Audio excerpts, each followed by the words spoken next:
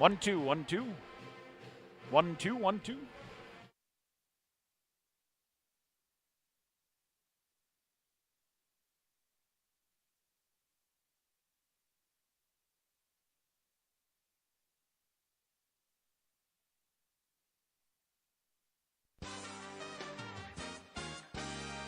It's time for UW Stevens Point Hockey on the Pointers Sports Network. Follow the Pointers all season long as they battle in the Wisconsin Intercollegiate Athletic Conference. Pointers Hockey on the Pointers Sports Network is brought to you by Marshfield Clinic Health System, Skyward, Century Insurance and Century World, U.S. Bank, Team Sherrill Companies, Subway, Papa John's, the National Guard, Grazzi's Italian Grill, Coca-Cola, BSN Sports, and Under Armour. Also by TDS Fiber, Sport Clips, the Stevens Point Brewery, and Dunkin' Donuts and Baskin-Robbins in Stevens Point. And good evening from KB Willett Arena in Stevens Point. Welcome to Pointers Hockey on the Pointers Sports Network. I'm Tom Weaver along with Sean McMahon. Night number 2 here, Sean. Well, here's the deal. One of these teams will have their season end tonight. Mm-hmm. You hope it's not you. That's the bottom line of the semifinal series. Yeah, absolutely. Yeah. Stevens Point came out, held on to get a 4-3 win last night to win their 9th straight game. I thought at times the Pointers were very good, but I think, as Coach Krieger always looking to put the total package here together, and a resilient, superior team that just never quits. Yeah, they're never going to go away. And we talked about it at length the last month or so. The Pointers and the Yellow Jackets have matched up 4 times. This will be the 4th time, and we know one thing is that the Yellow Jackets are too talented up front. They have great defense, and they have a pretty good goaltender. They're going to stay in most games. I think they've played the Pointers about as hard as anybody else in this conference, and I expect another effort. You know, the Yellow Jackets know what exactly is on the table for them. They want to, if they want to defend their Commissioner's Cup title, they have to win tonight and then win in the minigame.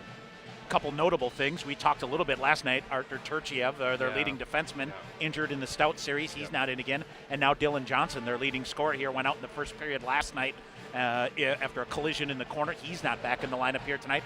They're going to be shorthanded, but you got to keep ticking along. No, absolutely, and I think it's just kind of a next man up mentality, and the Pointers know exactly what that's all about. Until after the COVID break for them, they've been able to play with a fuller hand than normal, but. Absolutely, as far as the Yellow Jackets, I'd expect them to throw everything in the kitchen sink. Rich McKenna's going to switch some things up and to see where they go. Yep, we'll see where they go. If you're Stevens Point, a regulation win is paramount here tonight. Absolutely. It's almost the advancing to the championship game next week. You got to win it in regulation to get the most pairwise points that you have. Stevens Point jumped ahead of Endicott, but you're still on a fine slicing line. There is a slim path there. You got to get your best pairwise numbers you can. The only way to do that here tonight is a regulation win to advance to next weekend. Yeah, been watching a lot of games out east today, and the margins are so slim, Tom, and the Pointers need all the points they can get. You could argue that the margins are too much for the Pointers to overcome with who they could play next week if they win tonight in regulation. Just the chips are going to fall where they are. Take care of things, Saturday win the night. series, and we'll see where you go from there. All right, Stevens Point and Superior. Game 2 of this series. The other series, Eau Claire, Ty Reedman gets a third-period goal and an overtime goal as the Blue Golds, they continue to roll on here, now unbeaten in 11 games. They beat River Falls at River Falls 3-2 in overtime. Winner here tonight. And again, if Superior would knock Stevens Point off, we would take an intermission, then go to a minigame to see who wins the series. And they would do the same over in River Falls if River Falls gets a win here tonight. And again, championship game next Saturday, 7 o'clock. Will either be, we hope it's here because you're the top seed and get a win and get out of here. Yep. All right, we'll take a break. When we come back, we'll hear from Pointers head coach Tyler Krieger, Stevens Point and Superior. WIAC semifinals presented by Culver's. Game 2 coming up. Just a little bit. We'll hear from the head coach of the Pointers when we come back here on the Pointers Sports Network. Hey, sports fans. If supportive teammates, a great culture, and an honest shot at advancement make for a win, then you'll be victorious when you join Skyward's award-winning team. You'll help put powerful data in the hands of school leaders who serve over 7 million students around the world. Innovation, collaboration, and fun are all a part of the Skyward culture. So what are you waiting for? Apply today at skyward.com/careers and join more than 275 Pointer alumni at Skyward. Continue with our Pointer pregame show here on the Pointer Sports Network. Tonight, Game 2 of this WIAC Commissioner's Cup semifinal series. Pointers get a win over UW Superior last night. We'll try to close the deal here tonight. And we talk now with Pointers head coach Tyler Krieger. And I thought, Coach, there were some stretches last night that your team was really at its best last night. And I think that, you got rewarded coming out of the first period with the lead, which was big. And then, as we talked about in our postgame show, when your fellas responding to what happened to them probably was the difference in that game last night. For sure. We've talked about it all year. We've been building all year to get to where we are now. And a big piece of that has been in our own mind, in our own head, and our response to adversity. We've handled it up and down throughout the year, and this time of year, these type of games, everything's magnified. And essentially, the team that can make the least amount of mistakes, the team that can respond to adversity, because it's going to be a back and forth, momentum swinging type of game. I thought we did a phenomenal job. I thought we played well for the first period. I thought we controlled the play. Didn't get rewarded until the last minute of the game there, or last minute of the period, and put a 9-1 on net. But then coming back and killing a couple of big penalties, putting some different situations. They kept coming back, scoring, getting a goal. Got that 5 minute at the end we had to kill. Just a good response. I said to the guys going into the third period, we know how to handle these situations. Whatever's thrown at us, we've been through the ringer this year. We know how to handle any situation, and we just proved it there in the third. And a lot of it has to do with preparation, right? Yeah, we're prepared for those situations. We've been through it this year. It's not brand new to us. Guys know what to do. So there's no pressure in those situations. Do you think after taking a look at the video last night, what are a couple things you thought you did particularly really well? I thought we, for the most part, I thought we got back. Didn't allow them to get easy transition on us. We gave up a few easy early, a couple 3-on-2s here or there, but I thought our forecheck was good. We just didn't sustain a whole lot at certain times. I thought we just didn't do a great job of piecing shifts together. A line would have a good shift out there. The next line would go out and kind of just lose momentum a little bit. We just got to build off that a little bit.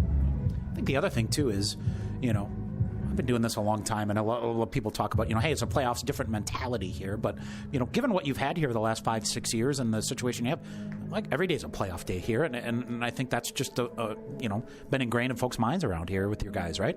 Yeah, we've been, realistically since Augsburg, we lost the River Falls one and still scrambling back from that. But, we were playing playoff hockey since then, even probably before that. Our backs have been against the wall forever. So it's nothing new for us. It's just getting ready to go and taking care of business. There's not that threat of failure and ending the season, because it's been like that for the last 3 or 4 months. So I think for sure it gives us an advantage.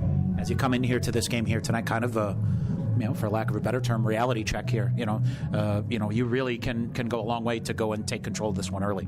Yeah, 100%. We want to jump on them early and kind of give them no life right away. I thought we jumped on them early. I just think we needed to finish. We needed to get some more grade A's and get some better looks early. Now let their goalie get into it a little bit. We get him a little shaky early. We did that in a couple games earlier and had success.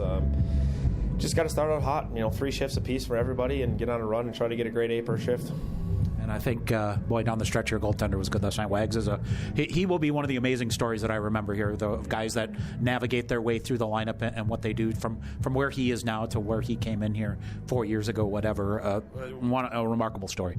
For sure. He's the epitome of a Pointer. He's a captain for a reason. He's a leader of this team for a reason. He's made some big saves for there and bailed us out. The guys bailed him out a couple times too. And just that confidence in him is growing and growing each game. I still think his best hockey's ahead of him. Quite simply here, is it one season's gonna end here tonight? Make sure it's not you.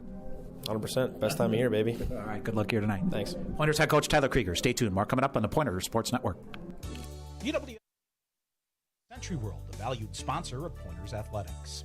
Nestled in the heart of central Wisconsin, Century World is a great place to hold your next event. With breathtaking facilities coupled with a wide variety of packages and amenities to deliver an exceptional experience, and with an award-winning 18-hole golf course with rolling greens to the famous Flower Hole, Century World consistently ranks as one of the best destination golf courses in the nation. For more information, visit centuryworld.com. The WIAC Ice Hockey Championships are brought to you by Culver's. Welcome to Delicious. Culver's congratulates the WIAC on its long history of athletic success and outstanding academic accomplishments. Over 5,000 student athletes compete in WIAC sports, and Culver's recognizes the student athletes of the WIAC for their hard work, dedication, and commitment to excellence on and off the field. Culver's is proud to be a sponsor of the WIAC, the Conference of Champions. All right, back here at KB Willett Arena, Tom Weaver, Sean McMahon. Good crowd here. Set to go, and again, here's how it works.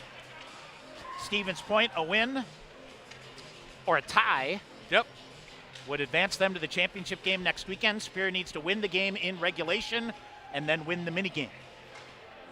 Right. Yep. So, but if you're Stevens Point, as we said, still in the bigger picture discussion of things, you need a regulation win. Yes. 60 minutes. To keep boosting your resume. Yeah, so gotta keep on adding. come out, get her going, and get a lead and take control. Yes, absolutely. That is the key. All right, here's our starting lineups tonight. First of all, for the Yellow Jackets of UW Superior. Once again, it's Miles Hector, 6'1", 180, and a junior out of Lake Bluff, Illinois. Game number 20 for him. He's 10-7-1. Goals against average of 2.29, save percentage of 9-1. The defenseman, Troy Quinn, 6'4", 210, and a sophomore out of Nippon, Ontario, Canada. Charles Martin, 6 foot, 195, and a junior out of Blainville, Quebec. Up front, they'll go with Jordan Martin, 5'11", 182, and a senior out of Winnipeg, Manitoba. Connor McLean, 5'8", 170, and a junior out of Wilcox, Saskatchewan. And David Kaplan, 5'9", 170, and a senior out of Vernon Hills, Illinois. Head coach Rich McKenna, Sean, will be interesting to see. They're short some bodies here, moving some folks around.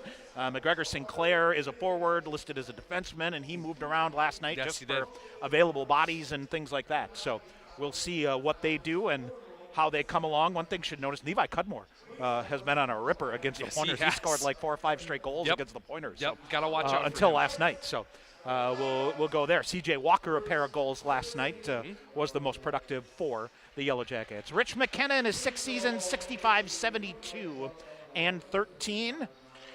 Against UWSP all-time, he's 3-13-1, including 1 8-1 here at KB Willett Arena. For the Pointers, UW Stevens Point, Ryan Wagner gets the nod in net again, 5'11", 175, and a senior out of Indianapolis, Indiana. Game 20 for him, 15-3-0, 1.84 on the goals against average, and a 9.22 save percentage with 3 shutouts. The defenseman, Nick Gunrowski, 6'2", 190, and a sophomore out of New Hope, Minnesota. Brady Smith, 5'8", 170, and a sophomore out of Bloomington, Illinois. Up front, Carter Rue, senior, gets the start here tonight. Career game number 123 for him. 5'8", 170, and a senior out of Champlin, Minnesota. Dawson Chirino on the right wing, 5'10", 175, and a freshman out of Greensburg, Pennsylvania. Jordan Fader, the senior captain, 6'1", 200, and a senior out of Rice Lake. Sean, I ran into Sean right after the game last night. He was excited because his Rice Lake High School made the state high school hockey tournament yesterday. They did, yes. We will do that. Pointers coached by Tyler Krieger in his 5th season, now 95, 22, and 10. He is 17-3-2 all-time against UW Superior. Other finals earlier today, Sean. One upset already in the MIAC as the 7-seed St. Olaf gets a late goal from Sean Walsh to oust Concordia, Minnesota, the 2-seed. Yes. 3-2. The other MIAC semifinals tonight. The other semifinal, or I should say quarterfinals here tonight. Gustavus, the 8th seed at number 1, Augsburg. Bethel at number 4, St. Scholastica. Tomorrow, a 4 o'clock start. 6th seed St. Mary's at the 3 seed St. John's. In the NCHA, Trine leading Adrian. They are just underway in the second period. Adrian holding a 2-1 lead over Trine, and Aurora is at St. Norbert. We're going to keep an eye on all kinds of games here tonight because a lot of them have Stevens Point coming in, hopped over Endicott, and are 12th alone in the pairwise here. But, Sean, I take those with a grain of salt. They have they've had some statistical errors throughout the season, so who knows really what those pairwise numbers that the NCAA is looking at. But, that's basically what it's going to be, all the auto bids, and then basically they'll take the top 4 pairwise teams that are there for the auto bids to set the 12-team field for the NCAA. We've got a WIAC semifinal here. We will step out for the national anthem. We'll get back, have the opening face-off. Stevens Point and Superior coming up next on the Pointers Sports Network.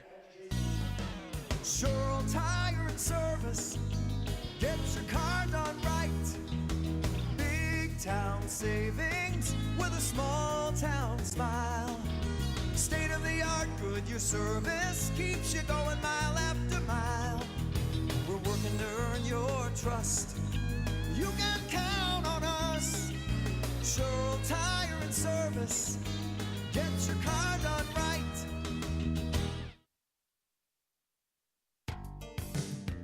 Pointers would like to thank U.S. Bank, the official banking partner of UW Stevens Point. Visit their location inside the Dreyfus University Center for all your banking needs, Monday through Friday from 9 a.m. to 5 p.m. with a 24/7 ATM available. UWSB students, you can link your student ID with a U.S. Bank checking account to use at any ATM and to make PIN debit purchases. U.S. Bank, the official banking partner of UW-Stevens Point. Snow Pilot is our winter seasonal. This beer has a tremendous body.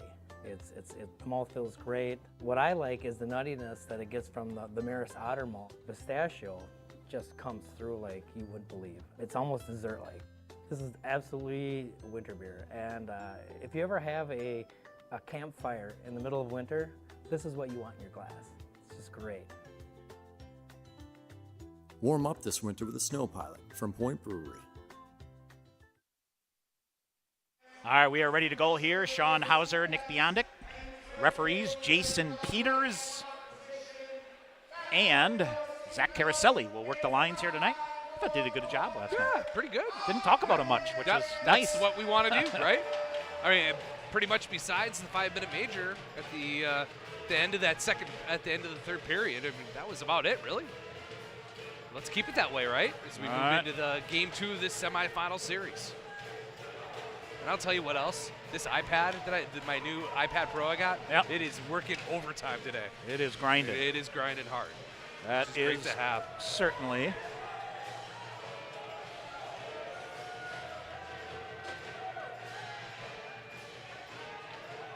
Good crowd as well tonight here, Tom.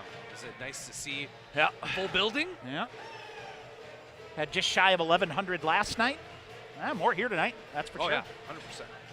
If you're dialing in, come on out. Yes. Never too late, right? Boy, good start is key here. Oh, yeah. Both teams going to try to really assert themselves here to, a lot at stake. All right, Carter Rue steps to center ice along with Jordan Martin, and we are ready to roll here. And off the draw, quickly controlled by the Pointers. Nick Gonrowski feeds it back to Brady Smith. And up ahead it goes, and right off the bat, the Yellow Jackets hammer it. What is it? Mick Hennigan's stick chopped out of his hands, and the Yellow Jacket, are they going to take them both? Oh, they are going to take them both. Dawson Chirino and Connor McLean were chirping the whole time before the opening faceoff. And finally, Connor McLean chopped the stick right out of Dawson Chirino's hands. Well, Chirino maybe helped his cause a bit. 9 seconds in, and boy, the last thing you want to do here, Sean, is try to survive through a special teams battle. Not with this power here play. We are 9 seconds into things, and oh boy, I'm too old for this. It's okay, bud. We got you. As you heard with Tyler Krieger, though, we talked about playoff mentality is 25 games for the Pointers. All right, Carter Rue with it. Tried to throw it in front. Backhanded shot smothered off. Yellow Jackets with it. Back the other way they come. Charles Martin. He'll leave it ahead. Jordan Martin on the near side. Fights it off to the near corner. Yellow Jackets look to poke it deep. Pointers were pretty good on 4-on-4 last night. Now puck bounces loose into the far corner. Jordan Fader will chip it around. Brady Smith after it here on the near side. 4-on-4 here for another minute 30 to begin. And here comes Jordan Fader. He'll wheel in, coming in 1-on-2. The Pointers changing behind him. Fader finds a way to get in, then he's rubbed out by Colton Bates. Pair of 29s on the far side. Connor Witherspoon in to look for it, and Yellow Jackets will regain control. Troy Quinn around, and they'll bring it up ahead. Had his pocket pick from behind by Witherspoon, and Yellow Jackets send it back in. Boy, Witherspoon lurking there. Opening minute of play here from KB Willett Arena. WIAC semifinals. Pointers held on for a 4-3 win last night. Some anxious moments in the end. And now here's McHennigan reading the play nicely here. Fletcher Anderson, who had a good night with a pair of assists last night, flips it ahead. Witherspoon on the right wing. Connor Witherspoon in. He will veer off and back here on the near side. And it flipped off the far boards. Evan Junker reaching for it. Fletcher Anderson, a big hit to free it up. Through the neutral zone we go. Evan Junker cycles back around once again. And up through the near side comes Mick Humberstone. Nifty little walk around. He'll get some separation. Here's Humberstone coming in front of the net. Backhanded shot pushed just wide. And held in at the point of the far side. Junker with a shot. Glove save made by Miles Hector. We'll get a whistle. Hang on. 21 seconds remaining in the 4-on-4. I think Miles Hector needs to have a better start too, Tom. Yeah. He never looked comfortable last night. We talked with John Garver with KDUWS and agreed a little bit as Miles can be his own worst enemy at times, and he made some really good saves, but then Yeah. questionable. Sean, questionable. The other thing, very quietly, we did not talk about how good Ryan Wagner was Yes. last night. Here's Brady Smith, a shot midsection. Hector, oh boy, into the midsection, came down in front, able to get kind of he made a pad save, in the second period. Oh, on the power, the On the penalty power- kill, that yes. was an unbelievable save, and then down the stretch during the penalty kill. He managed that 5-minute major Yeah. Pretty well. unbelievable, yeah. Gave up a goal, but all things considered. Well, that one, the Yep. goal he gave up went through 5 guys, Yep. and it stayed along the ice, never got up. All right, here we're 2 minutes in, and Brandon McReynolds tries to hammers it free behind the net. Up ahead it goes. Reed Stark, who had a good night for the Yellow Jackets last night. Flip it back far side. Here come the Pointers, back at full strength. Brandon McReynolds chips it to the near corner toward Noah Finstrom. Cody Moline streaking off the bench here on the change. Yellow Jackets get it, and they'll bring it up the right wing. Troy McTavish flips his way in, sends it deep. Brady Smith the first to get there. Smith reverses back, pinned up, and then chips it to Gonrowski. Nick Gonrowski uses the glass as his friend, chips it out on the near side, and comes back to Troy Quinn. Long outlet pass ahead. Gonrowski with a defender on his back, swept away from him from behind. Gonrowski shields the puck well and forces it to the near corner for Poulias. Poulias, the 5-minute major, and a game misconduct at the end, not a disqualification. So had some folks around here asking about his status tonight. Nope, not a disqualification penalty. It was a head contact, and that's automatic. Yes. In most cases. Yep. All right, far side it goes. Here's David Hill out high. Junker will hammer one in. Miles Hector with a save. 3 minutes into the first period, still scoreless. That good shot by Junker off the turnover. And just a little bit of a 50-50 puck battle up to Junker. Good shot, good slap shot on goal. Keep getting that rubber on Miles Hector here.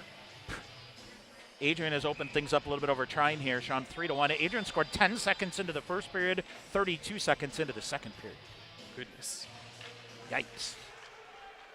All right, around it goes. Austin Friesen. Be interesting to see. St. Norbert flat out survived a wild one last Saturday. What was it, 8-6? 8-6. So normally the defensive-minded Green Knights. All right, Yellow Jackets feed it around the boards, far side. They'll send it back behind the net. Big hit. Matt Francois ends up with it. And then the Yellow Jackets walk right in front of the net and stood off there by Ryan Wagner. Humberstone will get it. He'll blast it off a body. Boy, here is Dawson Chirino, the first to get back there. Centers it back through, comes in. Carter Rue jams it free. Now they center it again. And it is the Yellow Jackets off the far wall and down the length of the ice for an icing call. Boy, Dawson Chirino hustle there, Sean. Sets up a couple of good chances. One for Jordan Fader and one for Carter Rue. Yeah, and no one picked him up, Tom. It's the icing call. Everyone was expecting the icing call, and Dawson Chirino was standing at his offensive blue line, obviously way ahead of the play, and was able to negate that offsides, and then got the puck in on Carter Rue in deep. A little bit of a shot on goal, and was able to create another chance off that rebound from Hector. Nick Aromatario with it at the red line near side. He will blast it in deep. And it's Fletcher Anderson rides the body. Mick Hennigan walks in toward the net. He'll go to the far corner, now cuts behind. Centers it in front, it rolls through, nobody there. And it's Tyler German back to get it in the neutral zone ahead to Fletcher Anderson. Here's Witherspoon in the zone onside. Fires a shot. That got through Hector and up and out of play. No, he kept it in. Yeah, no, Hector. Boy, that looked like it squeaked through on him again. It did. He was able to squeeze it down between his goal stick and his body and get things settled down for another offensive face-off here for the Pointers. All right, 15:53 to go. Still scoreless. Kind of similar to last night here through the first period, huh? Noah Finstrom out there with Jake Tice. Coach Krieger, same lineup, but has moved his lines around a little bit here, most notably putting Carter Rue, Jordan Fader, and Dawson Chirino back together. Yellow Jackets get it deep. Connor McLean, but Gonrowski the first to get there. Yellow Jackets cut it off on the near wall and rim it back around. McReynolds on his horse to try to get to it. Can't. Smith now reaches in. He'll free it up and get it to McReynolds up. Now here's Stevens Point. Noah Finstrom. Finstrom ahead to Tice. Cross the red line. He'll feed it deep toward the far corner. Hector out to play it. He'll send it right back. Comes right back to Tice, but kicked through his boot, and the Yellow Jackets into the neutral zone. Connor McLean feeds it ahead to Sam Stern. Stern near side. Wheels with it. Gets it deep. Jordan Martin chasing after it. Far side, Jake Tice will get it for Stevens Point. He fans on it, ends up coming right out in front. Mick Humberstone will get there quickly, or Brett Humberstone, excuse me, gets it. He'll wheel with it back and feeds it up the far side. I'll get that figured out sooner or later.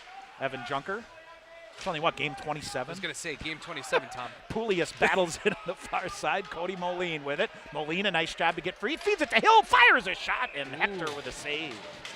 Good setup there. Yeah, absolutely. David Hill untouched in the slot area, right by the near face-off circle, and got a nice little one-time shot. Again, the Pointers doing a great job of winning those puck battles in the corners and getting the puck out front. Miles Hector doing his job so far here, the first 4.5 minutes of this game. All right, far boards. Carter Rue reaching for it. Yellow Jackets able to carve it around Mick Hennigan out high. Aromatario bangs it up here in the near side. Yellow Jackets intercept, but they bring it in. Whistle and it offsides. Kind of figured Rich McKenna would go back to Miles Hector here tonight. Oh, yeah. You know, I don't think, you know, his effort last night, certainly not ultimate desperation mode here where you try to rattle things up a bit, but would have to think the quick trigger maybe? I don't know, but you got to go with him. Yeah, yeah, I think this is the guy you got to go with. Yep. He's your number one by far. Yep. Landon Pavlison has played 8 games. Nick Althaus has played 10 games for the Yellow Jackets. Hector comes out to play it. Coughed it up in the near corner right to Carter Rue. Near side. And it's now Fader coming. Carter Rue shot in the goal. Jordan Fader digs it out. Carter Rue set up point blank in the circles. No chance for Miles Hector. 14:25 to go in the first. Pointers go up 1-0. And it's going to be Carter Rue's 7th goal of the season, Tom. What a find. And the Pointers have been able, here early on, have been able to find some space right along right inside the faceoff dot. Again, Jordan Fader making a great centering pass to Carter Rue, and then a one-timer that lifted up into the corner over Hector's glove side in high, bar down, and it's 1-0 Pointers, and that's the way you start. All starts with the work in the corner by Jordan Fader. All right, here's Fletcher Anderson with it for Stevens Point. Anderson flips it back to Evan Junker. Junker ahead, far side, off of Tyler German. It'll come into the glove of Miles Hector, and he will hang on. So it's Carter Rue from Jordan Fader at 5:35. And Stevens Point, a 1-0 lead here. Sean Pointers have scored first for the 19th time of the season, and they are 16-1-1 when they do so. And a bouncing puck coming out. We'll get a few other numbers I worked up here this afternoon. Long outlet pass ahead. Comes right in on Hector, and he will cover it up. No, and decides to dish it right at the end. And Stevens Point trying to get possession of it again here on the near side. It is German. Throws it out in front. Fletcher Anderson not home, and the Yellow Jackets clear it back here to the near side. Here's Superior in transition up on the near side, chopping for it McTavish. They'll push it far side into the zone. They'll call it good. Good physical play there by Evan Junker. He goes down a little awkwardly, and Humberstone back to get it. I think Evan Junker's trying to get off here. He will come around. I did not see, but he comes over, kind of bent over. We'll keep an eye on him. Shot deflected, goes up and out of play. Sean Pointers got their 20th win of the season. It is their 14th 20-win season in program history and 7th in the last 9 years. That's some good hockey, buddy. It's been a fun ride, that's for sure. I don't know whatever happens here the next couple of weeks. It's always a good time. All right, 13:23 to go here. Face off. We'll keep an eye on Evan Junker. Of course, Pointers again dress Wilson Northey as the 13th forward here tonight. Pointers win the draw. Back to Brady Smith. Feeds it out high to Tice. Tice long-range shot. That hit Noah Finstrom in the shoulder. And the Yellow Jackets almost had a 2-on-1. Now they come back the other way, hustling up on the near side. Long-range shot in. Save made by Ryan Wagner as Connor McLean. Good puck to get on net there. Wagner fought that one off. Kind of hit the heel of his glove. Able to get down and cover it up. Didn't see that clean, I think, Tom, and just kind of clicked off the heel of his glove. He's looking at his glove right now. What's going on, but able to cover that puck up and get the stoppage of play.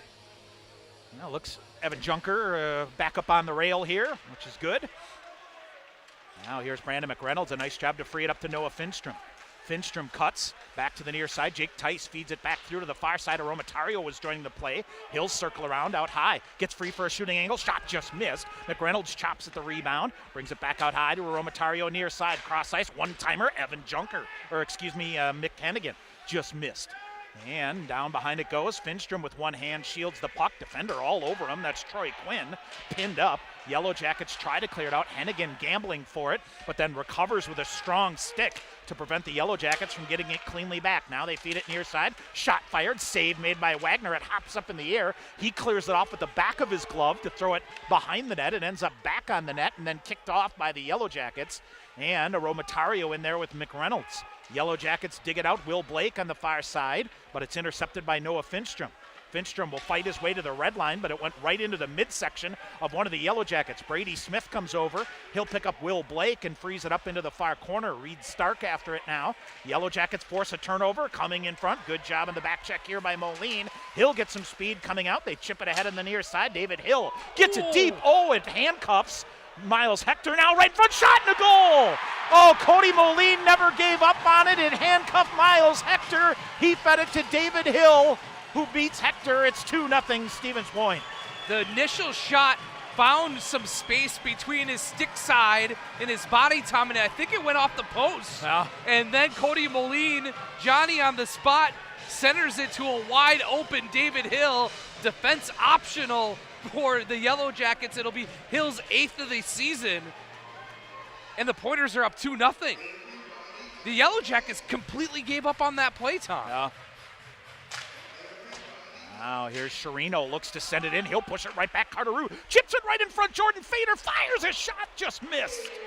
Now it's Brady Smith with it up to the far side. Smith feeds it, and now they'll feed it back out high, but it's out of control. CJ Walker will get it.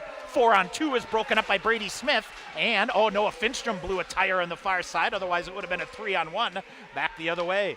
Yellow Jackets try to free it up. 11:20 to go here. Here's Stevens Point. Jordan Fader now.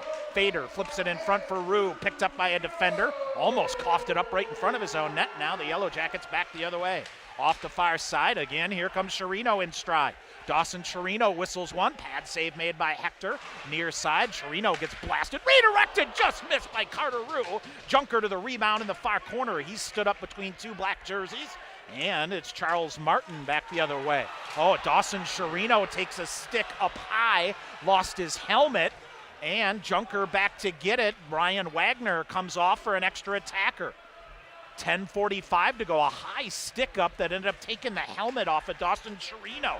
All right, here's Connor Witherspoon in. Pointers looking to pounce. Witherspoon in. Backhander fought off by Miles Hector. Delayed penalty call still here. Fletcher Anderson feeds it out high. Here's Humberstone, looks to fire. Humberstone walks in, centers it back through. Evan Junker tees it up, blocked. Yellow Jackets with it. Finally a whistle, 10:23 to go. A high sticking call here coming to the Jackets. Stevens Point will go to the Skyward power play with a 2-0 lead. Yeah, absolutely. Let's run the power play numbers for the Pointers coming into tonight. They are 12 of 78 on the season, 15.4%. That's second in the WIAC, 54th overall, and they were 1 for 3 last night on the power play. The penalty kill numbers for the Yellow Jackets, 91 of 108, 84.2%. That's 4th in the WIAC and 28th overall in the country for the penalty kill, and the Pointers smell blood here halfway through the period. And a power play goal could go a long way of blowing this thing wide open at Willett Arena. All right, Skyward power play for the Pointers.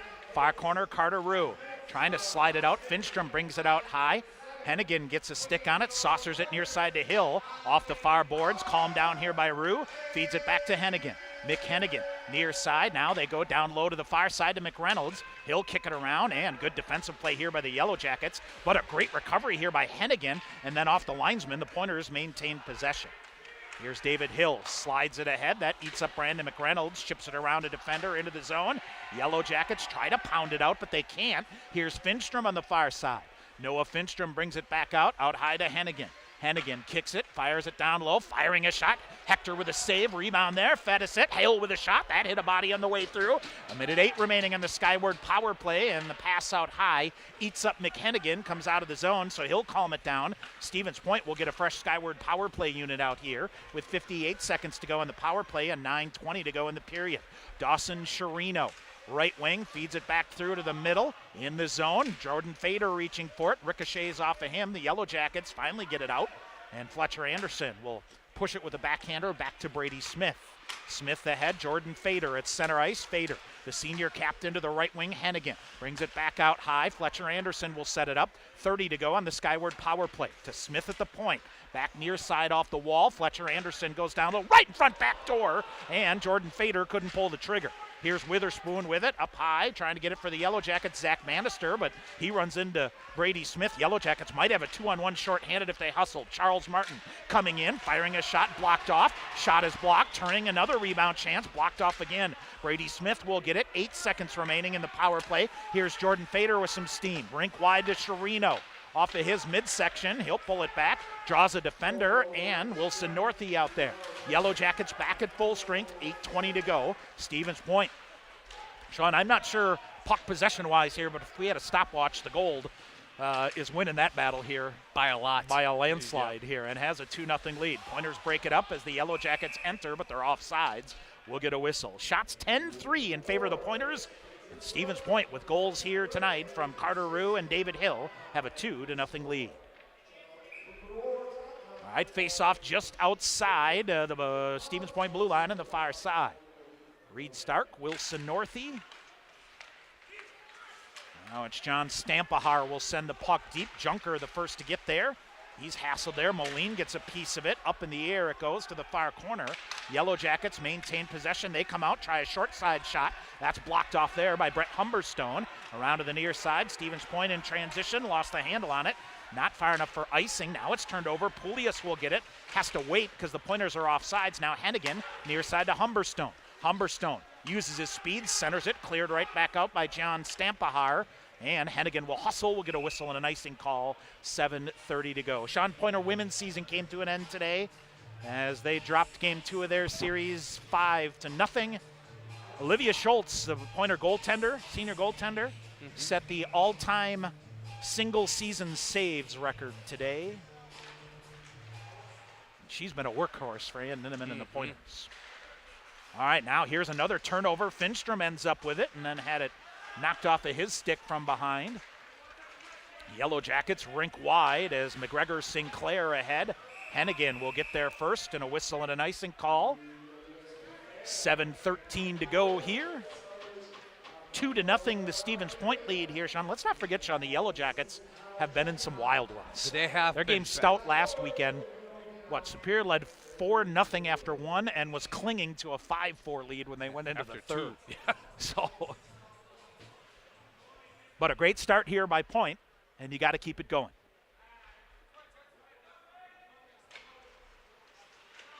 Off the face-off far corner, Yellow Jackets will gain possession of it and dig it out. A whack by McReynolds here that draws some ire from the Superior bench. And now it is Jake Tice leaving it back to Brady Smith. McReynolds runs into Jordan Martin through the neutral zone. And here's McReynolds. He'll just get it in deep, flips it near side for Jake Tice. Tice in the near corner. He and McReynolds, 6:45 to go in the first period. Stevens Point a 2-0 lead. McReynolds behind the net, does a good job to reverse, but then a really nice job by Troy Quinn to clear it out. He'll get it ahead, ends up on the stick of Jordan Martin on the far side. He will go off the far boards and deep. Foot race there. Gunrowski wins that, clears it out ahead. Too far for Brandon McReynolds. Now McReynolds will come off on a change. Yellow Jackets had to hold up on side here, and they do. Now they come through. Shot is blocked. Gets hung up in the referee in the far corner, and that allows Gunrowski to close. Out high they bring it. Along the blue line comes Austin Friesen. Feeds it to the near wall. A little behind the back, no-look pass. That doesn't connect for the Yellow Jackets. Brady Smith with it. He'll feed it off the far board. Chirino took a rough ride on the far side, but got the puck into the Yellow Jacket end. Now played out of midair here by Reed Stark. Reed Stark coming in, shot smothered, and Wagner will cover, and he'll hang on. We'll get a whistle. 5:55 to go here in the first. And continue. Ryan Wagner just reads the play and just reads how this game is going perfectly.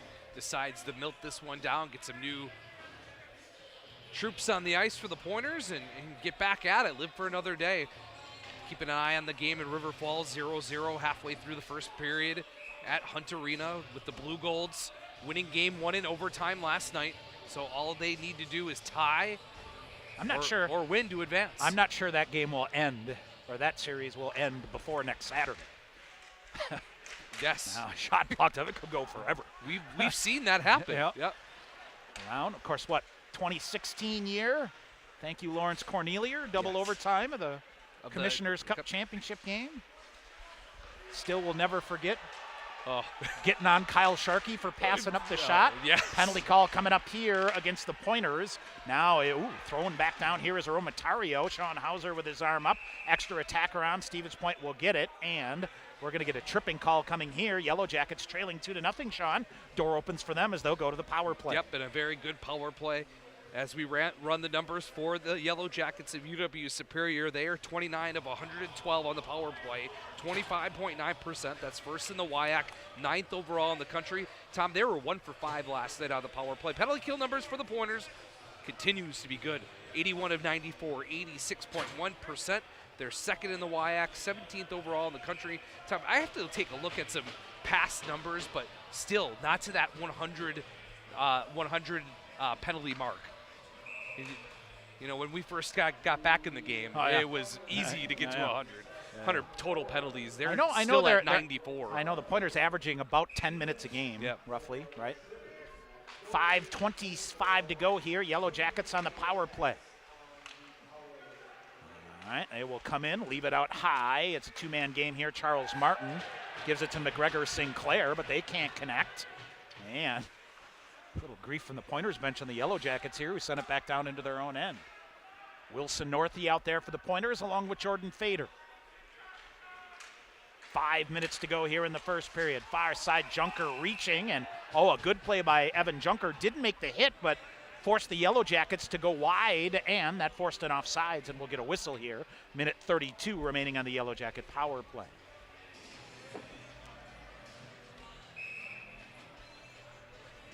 Face off to the far side. Everything all right down there, fellas? Boys, you all right? All right. Jordan Rue right next to us here, trying to get some word to Carter on the face-off here. All right, 4:50 to go in the period. Yellow Jackets retreat back. Carter Rue, near side, German, and the Yellow Jackets can't get it cleanly. Now Bannister feeds it here on the near side. That allows Gunrowski to get it, and he'll saucer it down the length of the ice again. Minute 10 to go here in period number 1. Stevens Point a 2-0 lead and a 1-0 lead in this WIAC semifinal series. Near side, Colton Bates gets the puck deep for the Yellow Jackets. Hennigan, the first to get there, waits for contact that never comes, and that allows him to shove it ahead to Brandon McReynolds as they play it just to the right of Ryan Wagner here, but not quite to the far corner in the Stevens Point end. McReynolds and Hennigan. What a scrum, Tommy. Absolute scrum here. Hennigan now reaches back in there, and got to be careful here that you're not the last one that gets called. Yellow Jackets work it out, bring it out high. Zach Bannister near side, shot and a goal. That is a laser beam and redirected in front of the net.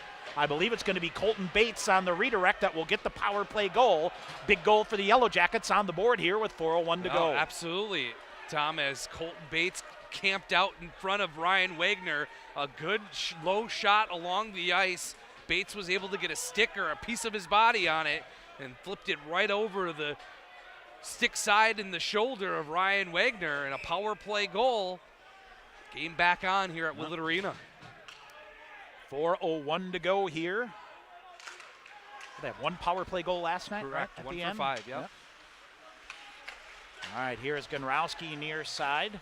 Carter Rue giving a rough ride, but shoved it ahead to Jordan Fader. It'll come out. Miles Hector will play it off the far wall. Smith couldn't get it. Gunrowski's got to hustle to get back. The Yellow Jackets on him as it's Connor McLean. But Gunrowski wins that battle. He'll weave through 3-on-2. Here comes Gunrowski near side all the way around. Elevates, centering pass in front, shot. Hector got a piece of it, and it trickled just wide of the far post. Here's the Yellow Jackets back the other way. Jordan Martin tips it deep. Brady Smith will get it, draws a defender, then drags it, leaves it in the far corner. He'll pick a defender up. Gunrowski in there to pick it up. Nick Gunrowski cuts around the backside of the net, feeds it to Fader on the near side. And he took a lick there, but got the puck out of the zone. Comes back to Will Blake. Blake ahead on the far side. He'll send it toward the near corner up high. For the Yellow Jackets, C.J. Walker there to get there first. Feeds it back here near side. Here comes Superior behind the net. Look to center, nothing there. And it's Witherspoon forcing it wide. Reed Stark in the near corner now for the Yellow Jackets. He's bumped off the play nicely. Pointers get a stick in there. Far corner it goes. Fletcher Anderson. Alertly lets it go around a defender and then chips it out into the neutral zone. 2:40 to go in the first period. We are Stevens Point a 2-1 lead. Yellow Jackets far side, fumble with it a bit. Now here's Evan Junker, a dangerous pass with a backhand ahead. They'll feed it back, Charles Martin. Feeds it back to Troy Quinn, who lost the handle on it. Up high, off of Junker, gloves it down, chops it out to Humberstone. Back to Junker, Pointers look to accelerate back the other way.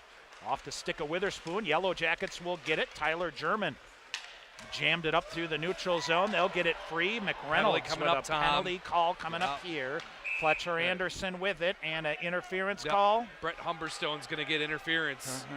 Yep. So 2:06 to go here, and the Yellow Jackets. They're going to say elbowing, actually, Tom. Sean Hauser gives the elbow and says that was a little bit too high. So a penalty kill, another penalty kill opportunity here for the Pointers. You've just blown this door wide open by taking a couple penalties. Could have been here. interference if it wouldn't have been the elbow either way. Right. So, all right, face off to the left side of Ryan Wagner. Colton Bates will take the draw. Bates out there with Chad Lopez and Reed Stark up front. Off the draw, Mick Hennigan. He's spun down by a defender and a pile up on the far side. It ends up underneath Lopez. He'll get back to his feet. Aromatario bombing in there to get it and worked it free, but the Yellow Jackets with it. Wilson Northey, Jordan Fader up front. Now they'll set it up at the point. Troy Quinn looking to pull the trigger. Yellow Jackets feed it back to Stark. Stark cycles out high. Now leaves it. One-time shot. They fan on it. Shot block here by the Pointers. They go right back door. Good stick there by Aromatario to break it up. Aromatario flips it up the boards on the far side. Pointers, Wilson Northey can't clear it out. Now they feed it back. One-timer near side. That misses wide to the far corner. Trying to redirect here. Pointers try to swat it out, but they can't. Now a turnover. Reed Stark back the other way. Poked away from behind by Northey. Good body position there. Fed up on the far side. Yellow Jackets send it deep. Too far for Lopez. Around to the near side to Hennigan, and he will lift it up. Will go down the length of the ice. Minute 10 remaining in the period, a minute 4 in the Yellow Jacket power play. Now Jordan Fader intercepts a long-range pass from Miles Hector. Short-handed, he'll walk in. Now tried to just slide it right in front. Hector coming out. Evan Junker with a bomb. Hector with a save. And a colossal turnover here by the Yellow Jackets. And Evan Junker with a good chance. As Jordan Fader was able to walk in after he waited for Wilson Northey to get back on sides. And just a broken play, Tom. I tell you what, right to Evan Junker and a big slap shot. Miles Hector has twice tried to play the puck long, and it hasn't not gone working. well No, either he needs to time. stop doing that.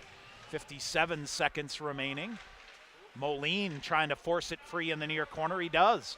Moline up the near side. He and Andrew Poulias out front. Poulias hassling. That's Charles Martin. So 43 seconds remaining. Superior long-range pass. Unable to be handled cleanly by Jordan Martin. Pointers through the neutral zone on the far side. Now Moline. Around him, C.J. Walker in and in the near side. Gunrowski rubs him out. Evan Junker looks to put the brakes on and pin it at the end board. Waits for Gunrowski in to help out. 23 seconds remaining in the period. And still loose. Junker finally skates out. Diving effort, flat on his belly. Pokes it up, can't clear it out. Moline with it now, pokes it, still trying to get it out. Yellow Jackets on the wall near side. Charles Martin sends it deep again. 8 seconds remaining. Pointers back at full strength. Humberstone comes up, he intercepts it, and then deflects it out of the zone. Long range shot in on Wagner at the buzzer. And the first period will come to an end, and Charles Martin and Brett Humberstone tied up in front of the Pointer bench that the referees do a good job to separate. Stevens Point, Sean, will escape with a 2-1 lead here. Yeah, absolutely. They took a couple penalties at the end of this period. The Yellow Jackets tally once on the power play, and then another penalty. The Pointers did a nice job on that second penalty kill and was able to shore things up. All right, so Stevens Point at 2-1 lead here as Brian Crom, I think, fighting through the traffic up the stairs here, will get to us here. And it'll be Stevens Point with a 2-1 lead here tonight. Joined now by the assistant coach of the Pointers, Brian Crom. I love the start for your fellas here tonight. Yeah, for sure. At least the first 15 minutes, exactly, for sure, yeah. Yeah, and I think the simple message here is keep this game 5-on-5 and you can dominate this game. Yeah, we just got in a little bit of penalty trouble, and we were carrying the play most of that period, and then, those couple penalties at the end, they just kind of, brought the momentum back into their favor. So we got a good reset in this intermission, and we'll be able to get back to work. I know your message is keep it simple, and that is an overarching message here, right? Keep it simple, possess the puck. Yeah, I mean, that was the message to the D today was keep it simple, but there's a difference between simple and safe. I mean, simple, you can still make plays with the puck, Safe is when you're in danger areas, you need to get it out. And I think you got to keep your head on a swivel here because they're trying to stretch things, big time, right? Yeah, for sure. I mean, that's one way to try and beat our offense is to stretch our D out and try and stretch their wingers and play a more 200-foot hockey game. Come out with a good charge here in the second period. Second period, you've had success here, and that's where you can take control of this game. Yeah, give our students something to cheer about here. All right, Coach, thanks. Appreciate it.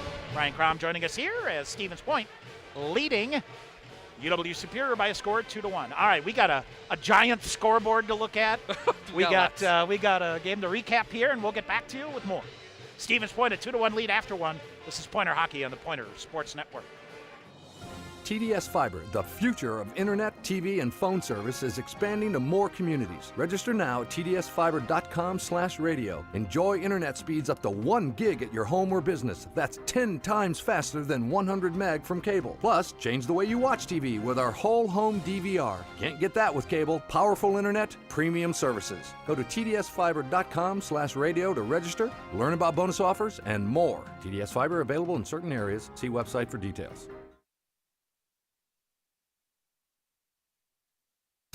UWSP Athletics would like to thank Century World, a valued sponsor of Pointers Athletics. Nestled in the heart of central Wisconsin, Century World is a great place to hold your next event. With breathtaking facilities coupled with a wide variety of packages and amenities to deliver an exceptional experience, and with an award-winning 18-hole golf course with rolling greens to the famous Flower Hole, Century World consistently ranks as one of the best destination golf courses in the nation. For more information, visit centuryworld.com. In guys' hair, game day is every day. That's why the expert stylist at Sport Clips Haircuts study their playbooks with a fine-toothed comb. Taylor, square face, wavy hair. What's the play? 1/8 inch mid-fade to 1 inch texture top with finishing details with a hard part and a tapered neckline, Coach. Nice. The Sport Clips stylist, they know no two guys are ever alike, unless they're twins. Sport Clips, the pros in men's hair.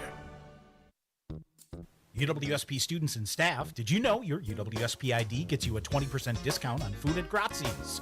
You can also test Grazzi's to 89800, that's GRAZIES, to 89800 to receive free offers and other discounts. Grazzi's is open 7 days a week, serving lunch and dinner from 11 a.m. till 10 p.m. at 5327 Highway 10 East in Stevens Point. Visit Grazzi'sItalianGrill.com for more information. All right, back here at Willett Arena, Tom Weaver, Sean McMahon. A little exhale after that first period, Sean. Yes, sir.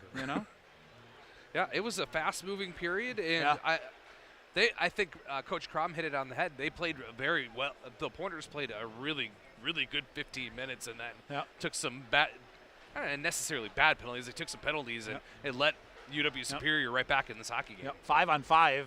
You got this thing covered. This thing is a lot. It is cruising along. All right, Pointers got on the board here. 5:35 mark. Carter Rue, his 7th of the year from Jordan Fader. Carter Rue's been a little snake bitten on the goal scoring. He's got 2 points here this weekend now. And again, so good to see him put the puck in the net.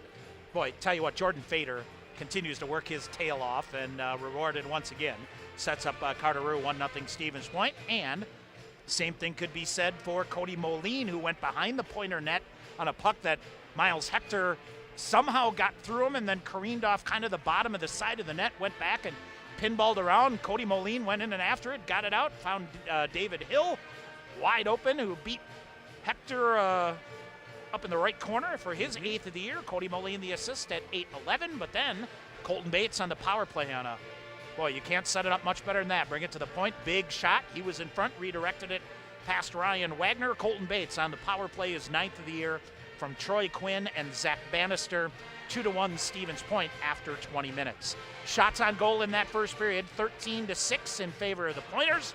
Stevens Point 0 for 1 on the Skyward power play, credited with 1 shot.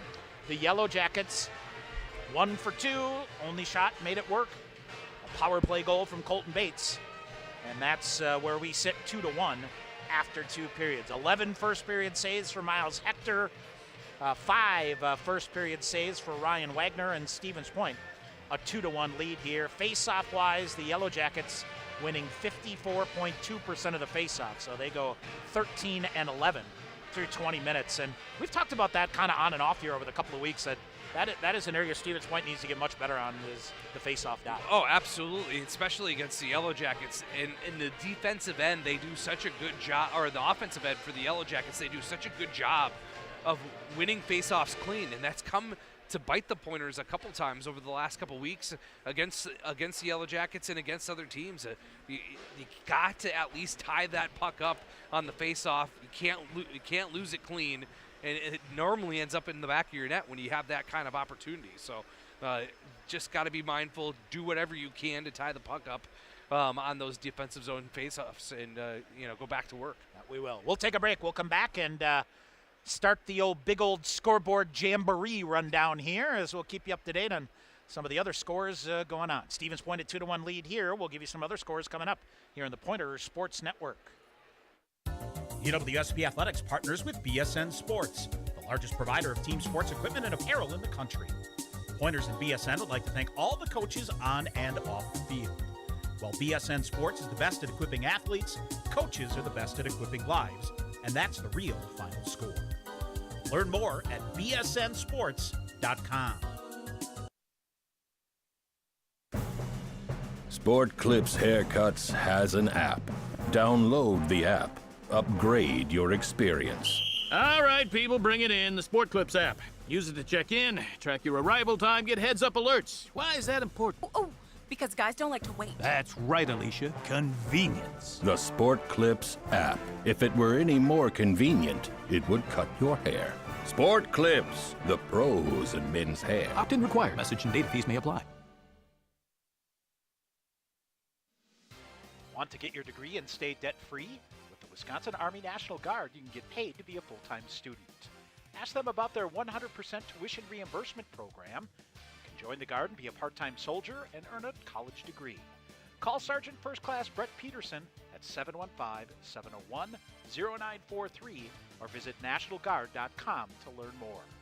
The Wisconsin Army National Guard, a proud sponsor of Pointers Athletics.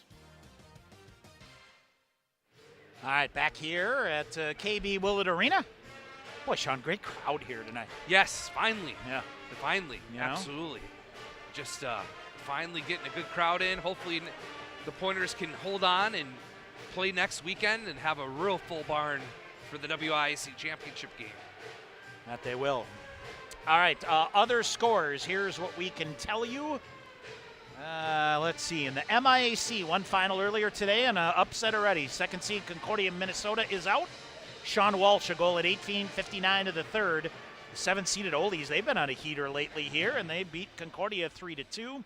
1 period in the books in Minneapolis, and it is Augsburg with a 1-0 lead over Gustavus. The 5-seed Bethel with a 2-1 lead over the 4-seed St. Scholastica.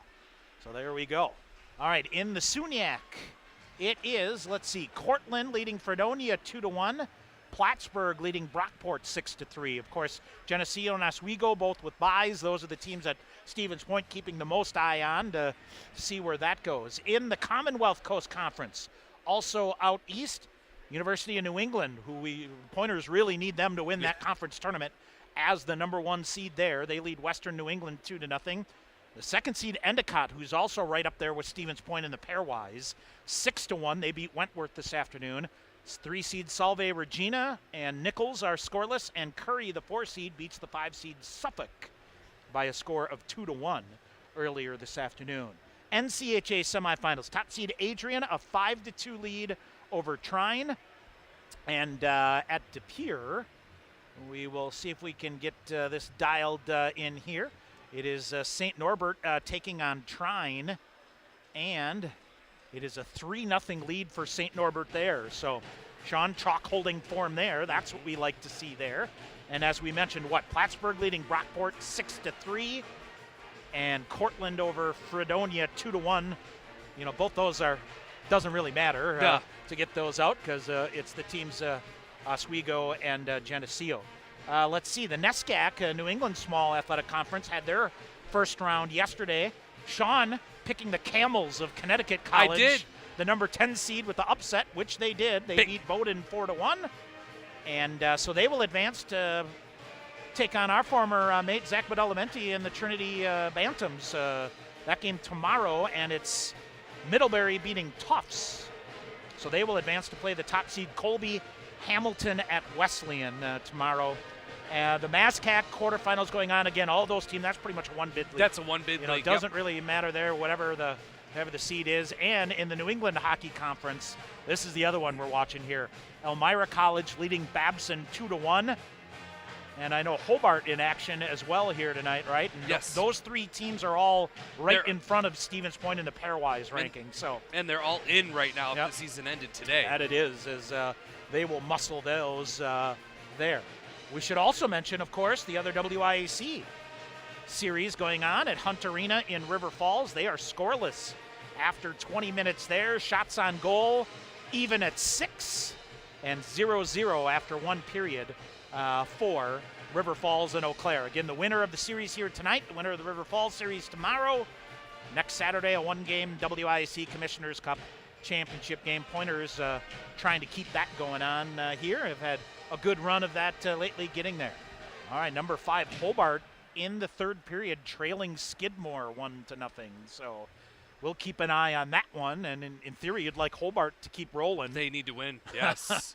As they will come in, and it looks like they just gave up another goal. So they're down 2-0 here. So we'll keep an eye on that. Scoreboard watching is what we're doing, and the reason why is the WIAC has no automatic bid. Right. So you got to be one of the top 4 pairwise teams after the automatic after bids. all the automatic bids are set, and right now the Pointers are 12th. So on the outside looking in, and that Hobart score could be a killer as you go through. But here you got to focus on another strong 20 minutes to come out here. Right. You keep an eye on all these other games around the country and how things are shaking out. But you got a big 40 minutes left here at Willett Arena, where the Pointers have goals from Carter Rue and David Hill, and Colton Bates for the Yellow Jackets on the power play. Cut the lead back to 2-1. But man, I think you hit the nail on the head, Tom, when we started the intermission. It was, if the Pointers keep this 5-on-5, you like your chances. You don't want to get into a special teams battle. And the big note is the Pointers own the second period this season. They are now outscoring their opponents 49-18.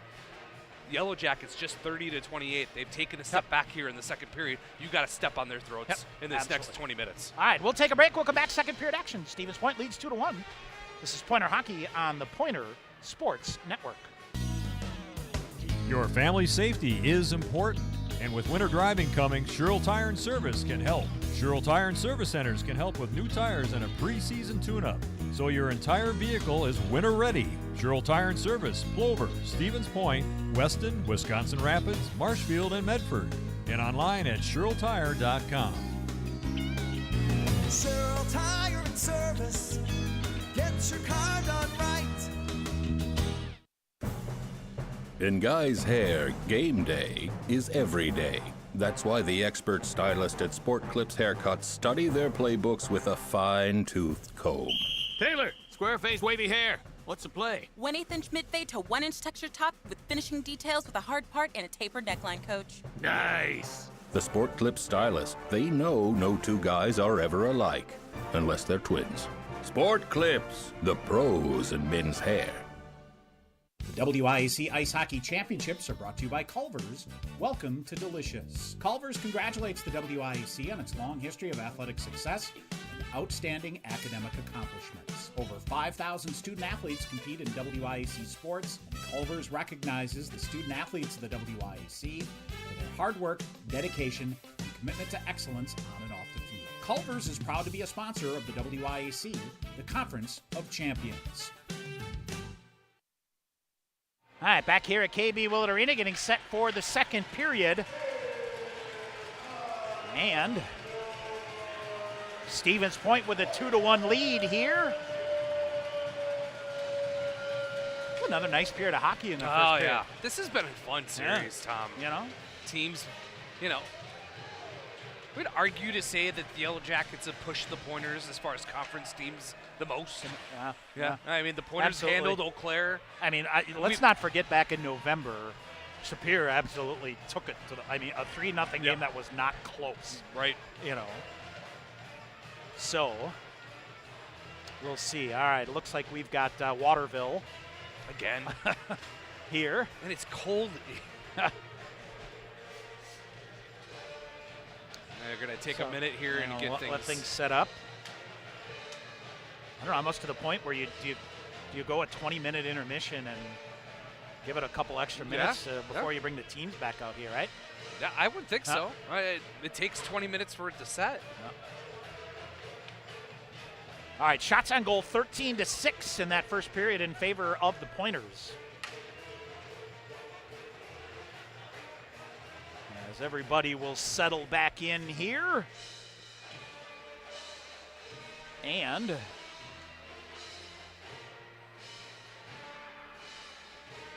course, long change, all that fun stuff. And you come out, boy, I'll be the first to tell you, Sean, never played, right? But I gotta hate coming out here. You're all charged up to go, and then you gotta sit and wait. Yep. Let me tell you the impact it's having on my voice. Oh boy, yes. Good times, my friend. Yeah, good times. Yep. We'll see. You never know. And like I said, this could be the night it ends. Yeah, absolutely. And Tom, just taking a look at the scores out east against Hobart now is answered, and they have cut their lead with Skidmore in half, so Skidmore leads 2-1. The reason why we're keeping that eye on that game is that right now Hobart is the #1 seed in that New England hockey conference, and they would have the automatic bid. Yeah. So if they lose, and basically that's what for the WIAC, for the Pointers, who really are the only team realistically in the discussion here. Basically, you need to root, as we said last night, root for chalk. #1 seeds that are #1 seeds to win and take the automatic bid, so they're not put into the Pool C with you. Yep, because Hobart comes into tonight 9th in the pairwise, or tied for 9th with Babson. My question I'll tell you what here, Sean, the theory would be is with Stevens Point getting to win number 21. Now, here's the other thing to keep in mind. The record that they have on U.S. College Hockey Online for Hobart is incorrect. They're 19-4-2 coming into tonight. So, not even getting to 20 wins, point over 20 wins. Yep. How does the math configure? Yep. And do you hop over them and then just hope that, whoever loses that Babson-Elmira game here on the near side, big hit by the Pointers to free it up. They'll send Yellow Jackets send the puck deep, and what do we have? So Will Blake got crushed. He's hurt. Dawson Chirino is going to go off. And are they going to talk about this, Tom? No time has been put. Yep. They're going to say 2. Okay, so 2 minutes for up an here. elbow. Let's see, an elbowing call. And at this point, Tom, you just got to be better. We talked about at the beginning of the hockey game, 12 seconds in, penalties getting called. You cannot play a special teams game with this Yellow Jackets team. Arguably their best offense has been on the power play all weekend, and you're playing right into their hands. Yep. All right, Stevens Point now after it. Let's not forget, shorthanded, you've been very good, but you don't want to roll the dice. Wilson Northey hounding the puck here to clear it out. Will come back out. And it's Dawson Chirino on an elbowing call here that goes off. This is the third power play of the night for the Yellow Jackets. All right, Yellow Jackets walk through and penalty, a shot fired, and another penalty coming up against the Pointers, who will try to get to the puck. They do, and it's going to be a 5-on-3 power play here. Wilson Northey on a tripping call, and the Yellow Jackets will have a minute and a half of a 5-on-3. So Wilson Northey off on a tripping call. 19:20 to go here. And the road, you're starting to put yourself going uphill here. Absolutely. Ryan Wagner is going to have to be the senior goaltender here that we've seen all season long. Prime chance here for the Yellow Jackets. A minute and a half of a 5-on-3. And it will be Carter Rue. Yellow Jackets win the draw. Charles Martin. They will play catch with it out high. Near side, McGregor Sinclair walks in deep. He's in tight. Sinclair passes up a shot, fired, just missed. Had the open corner and missed. Yellow Jackets with it, far side, down they'll come in, bad angle shot, that misses again, and then Connor McLean blows a tire and the puck comes out of the zone. Pointers dodge a bullet here and look to be very passive on the 5-on-3 kill here. They'll let him walk in again, behind the net they go. Charles Martin looks to center, now brings it out high to McLean. McLean coming across, looks to set it up, back to the near side. They'll get in deep, they'll come walking right in, feed it in. Shot save made by Wagner, pad save made, and then no rebound. 47 seconds remaining in the 5-on-3. Tom, Evan Junker took on 2 forwards for the Yellow Jackets. They were trying to screen out Ryan Wagner, and then was able to block a shot as it was McLean coming to the net hard, looking for a good shot on goal, and there was just nothing there with the tough angle and the sharp angle. What penalty killing by the freshman defenseman, Evan Junker. All right, off the face-off near side. Pointers send it up but not out. Troy Quinn feeds it far side, redirected, loose in front. And a man in the crease. Yep, they're going to call Colton Bates in the crease. That's going to bring the face-off, Tom, outside the zone. Yep. As Mick Hennigan comes off, he's got a stick chopped Twig in half. Good, a healthy amount of stick work going on between these two teams. Yep. All right, 40 seconds remaining in the 5-on-3, minute 10 in the power play for the Yellow Jackets. 18:30 to go here in the second period. Faceoff comes to Troy Quinn. He'll go cross ice, and Zach Bannister up the wall in the near side. Hennigan greets him. Now they'll throw it behind the net. Pointer is able to get to it. Brandon McReynolds tried to hammer it. Yellow Jackets do a good job to get a stick on it so it doesn't go all the way down the length of the ice. Doesn't allow Stevens Point to change. Pointers will come to it on the near boards, try to clear it out, can't. 2 men open in front. Shot fired off, fought off by Wagner. Where is it? Loose on the near side and cleared out. Ryan lost his stick, Tom. Cleared up but not out. Now he's got a defender's stick here on the near side, and he will come in front. Looking at it, now they'll bring it back to the point. Near side, one-time shot, that went wide. And far side, 1 man back. Pointers send Gunrowski charging out there. Another one-time shot, big shot block there by Brandon McReynolds, who's without his stick. Near side, crowd starting to get riled up here. 20 seconds to go. Behind the net, out of the reach of Chad Lopez. Far side, Pointers will dig it free, trying to poke it out. Can't, now they do. Up the ice, down the length of the ice it goes. Ryan Wagner drops the defensive stick and charges to get his goal stick and then swipes it into the near corner. Final seconds will tick off. Pointers have cleared it off.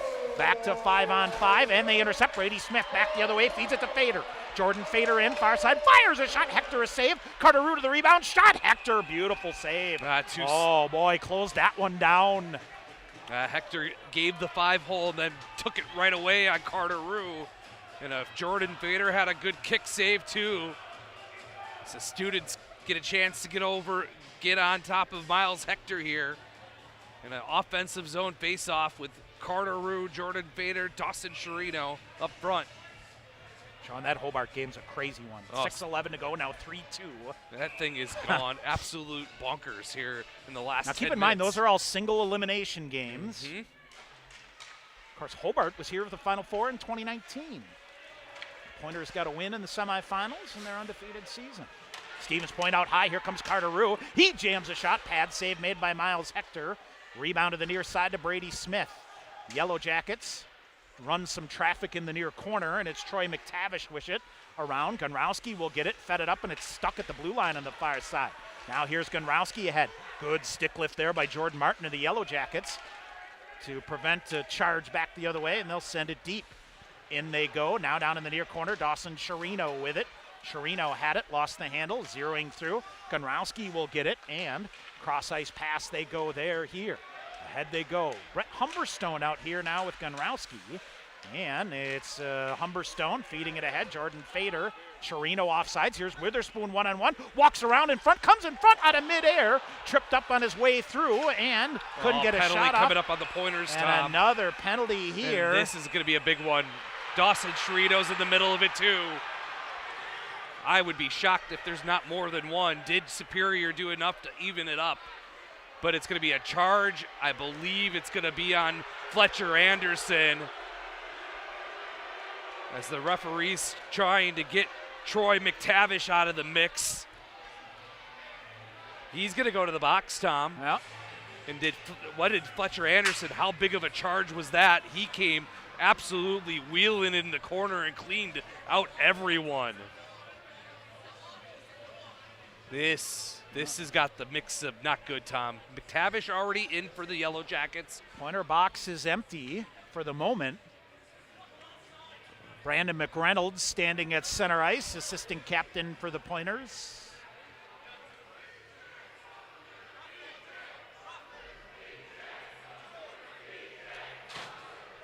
That's it? The Pointers are going to get a power play out of this? You kidding me? So, it is Troy McTavish for roughing. Okay. So, Stevens Point to the Skyward power play with a 2-1 lead here. Unbelievable. That is unreal. All right, well, Skyward power play for the Pointers.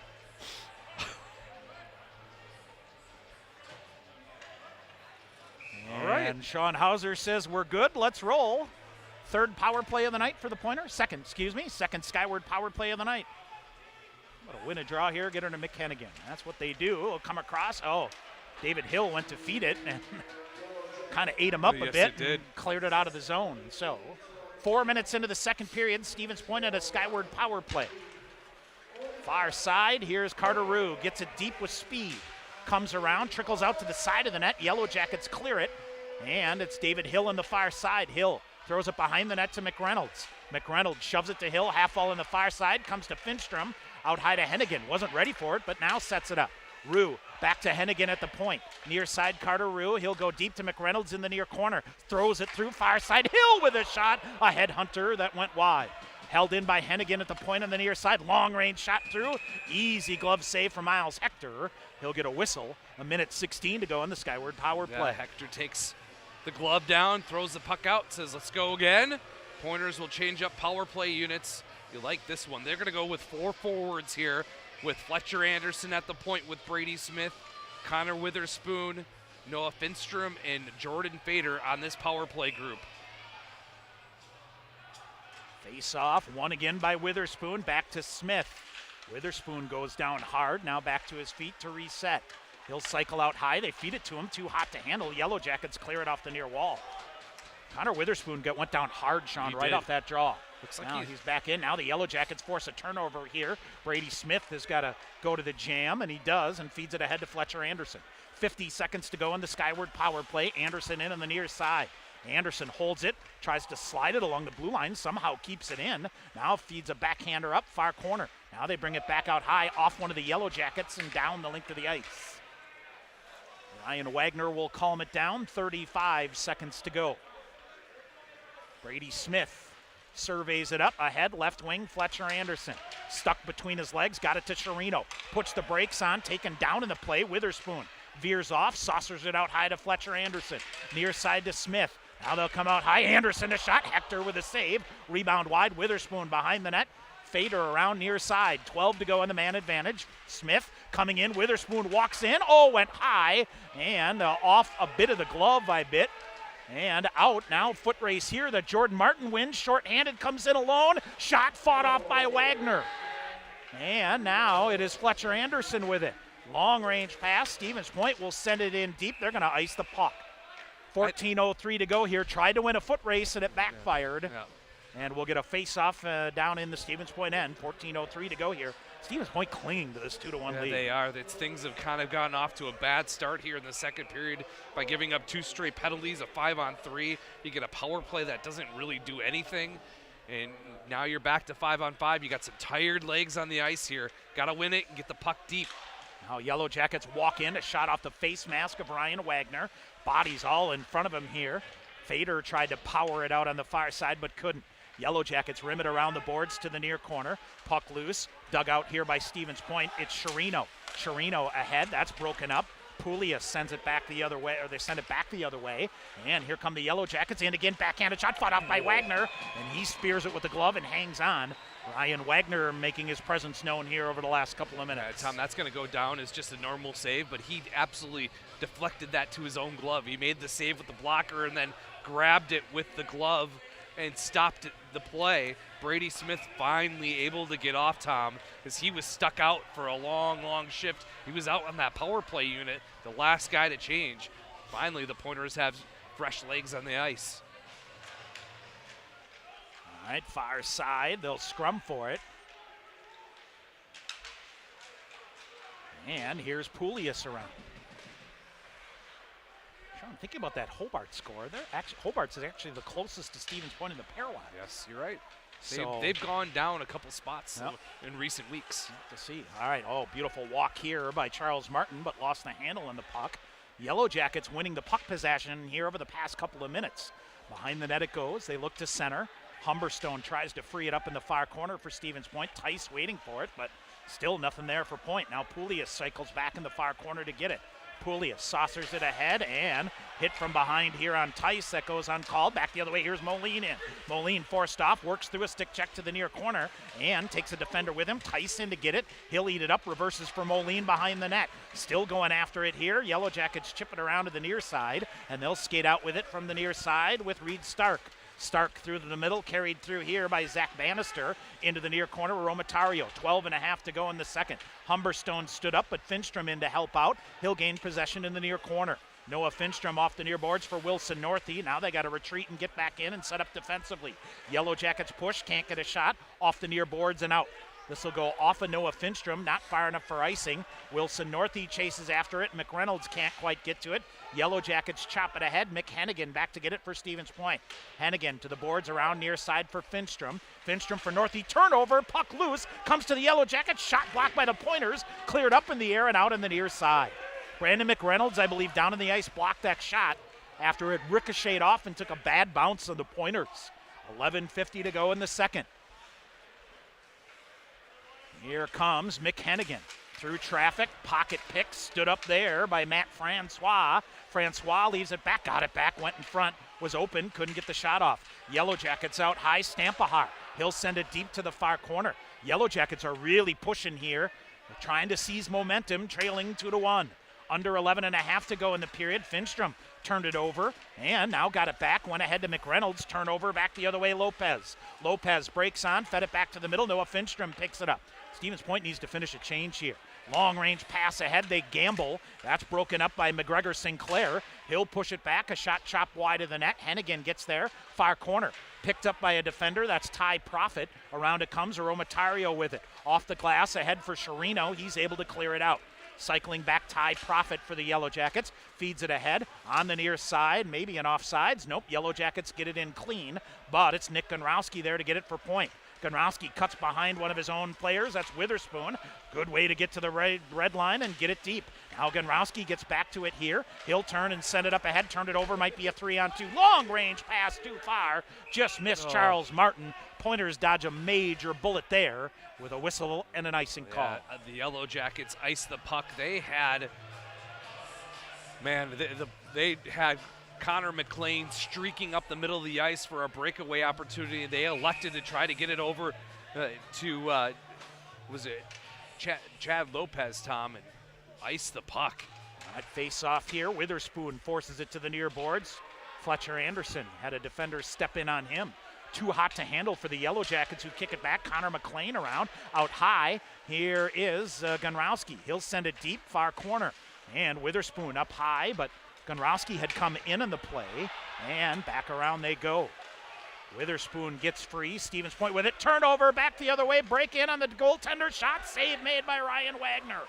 Oh, a turnover by the Pointers is now Tyler German tripped up. No penalty call here through the neutral zone. Bodies all over the place, and it's Colton Bates back the other way. Brady Smith forces him wide to the end board. Gonrowski waiting for it, and Smith down in the play, and a pile-up here with the Yellow Jackets. And another bump here on Fletcher Anderson. Yellow Jackets with it. They'll flip it deep to the near side. Brady Smith will get it. He'll go ahead. Tipped in by Fletcher Anderson. Good job to control it out of midair. Stevens Point changing. Full steam ahead change here by the Pointers. Carter Rue trying to force a turnover with Wilson Northey. Humberstone will get it. He'll fire it deep into the near corner. Under 9.5 to go in the second. Northey with a big hit. Fader with a shot. Hit a defender in front. Back the other way, Reed Stark. Stark, right wing, waits, now dumps near corner. Evan Junker for Stevens Point, the first to get there. Gets it to Humberstone on the far side, up and around, Carteru on the far side and out. Sam Stern with it, sends it back in. Tremendous pace here over the last 8-10 minutes. All right, Carteru now ahead, stolen away nicely there by Zach Bannister. He'll bring it in, sends it deep to the far corner to Levi Cudmore. Cudmore around, lost the handle on it. Junker ahead on the near side. Another turnover forced here. Yellow Jackets are getting to the puck in the walls here.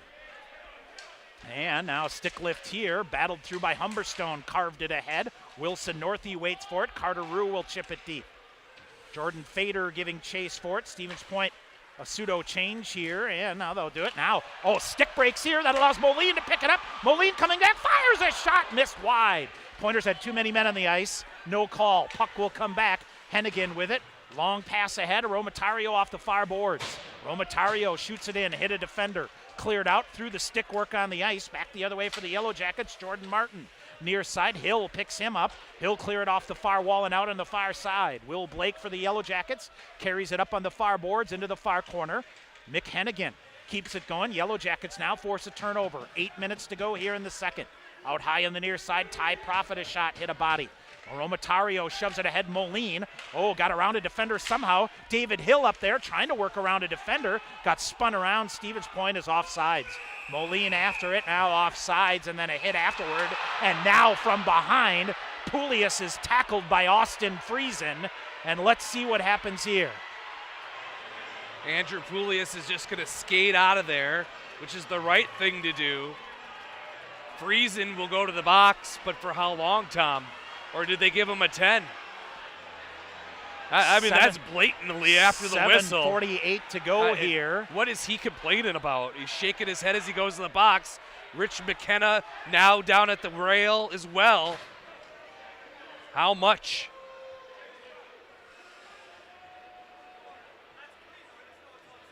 And Poulias.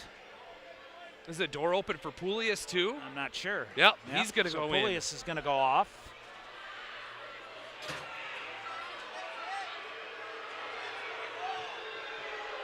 So they'll even it up here. Up. Oh, goodness.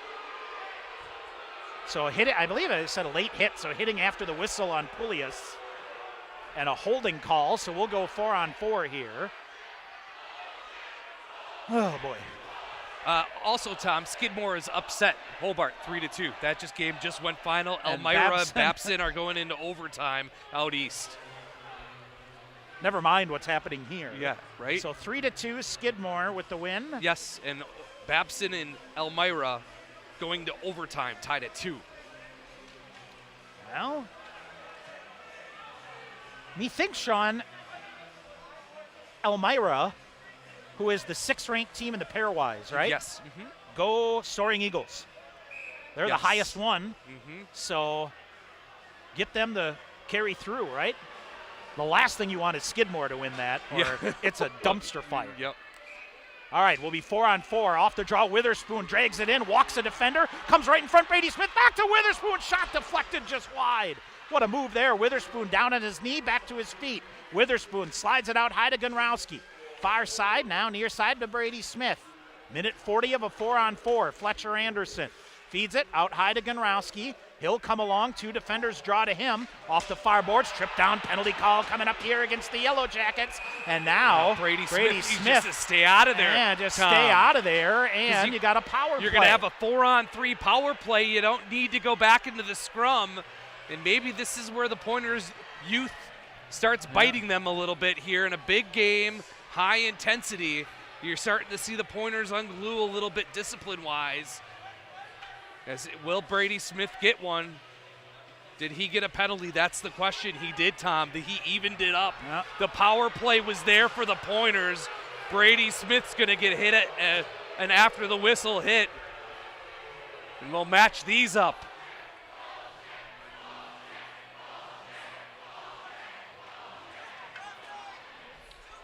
You just got to get out of it, Tom. Yep. It's undisciplined play that we have not seen from Stevens Point all season. You leave it alone. You got the power play coming. Yep.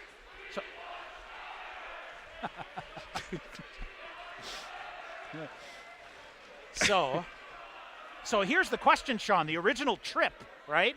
Okay. So there's an original trip, and then is it they did even it up afterward? So it would still be a power play for the Pointers, right? Well, that's what it looks like. That's what's up on the board. Because it's so in theory a double minor, I believe, against Colton Bates, right? So that's what you would. I think so. That's what we see. I think if we have an original call here, that would go. And Stevens Point is going to end up with a 4-on-3 power play. 7:21 to go here. Skyward power play for the Pointers, and the Yellow Jackets get it and clear it the length of the ice.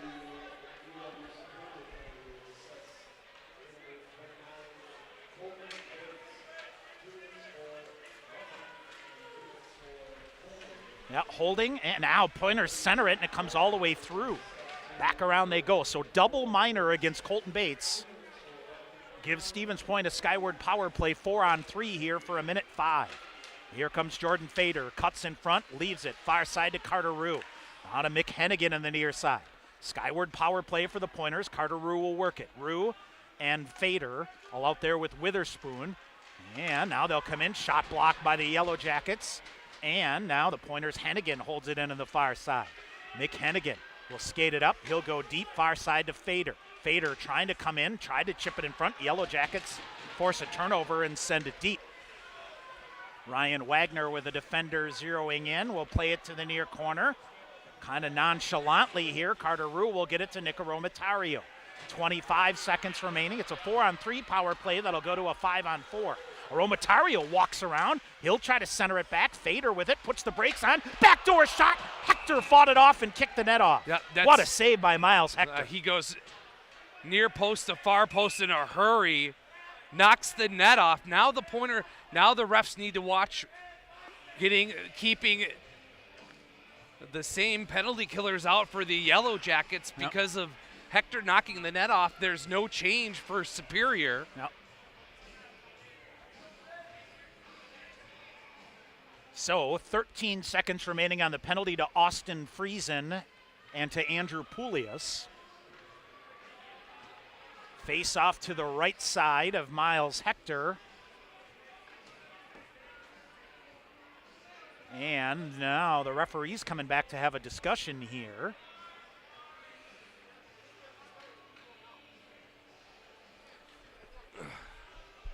What are we discussion talking about here? here? Pointing back here to the near side. Well, they're pointing at the clock, Tom. To figure things out here.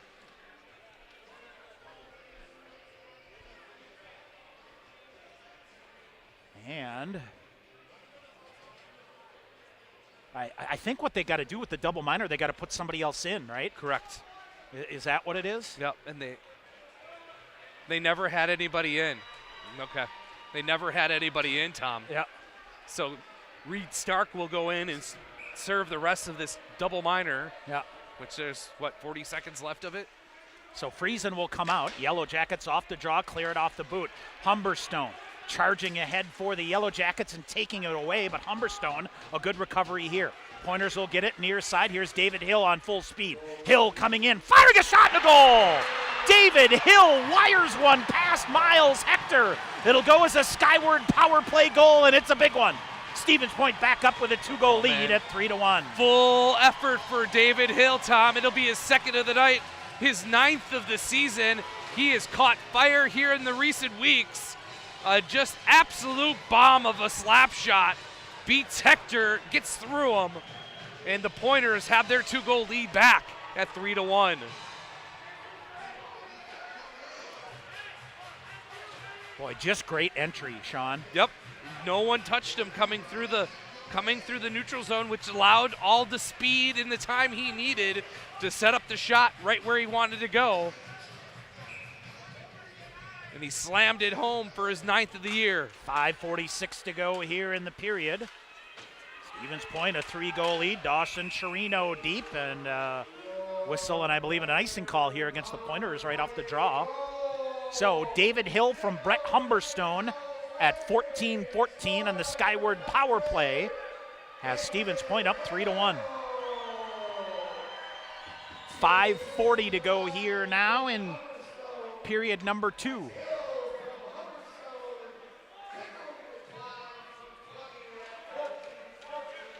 Sam Stern poked away. Here's Stevens Point. Dawson Chirino on a breakaway. Back the other way. Chirino comes in. Deeks. Oh, can't get a shot off. And then gets leveled.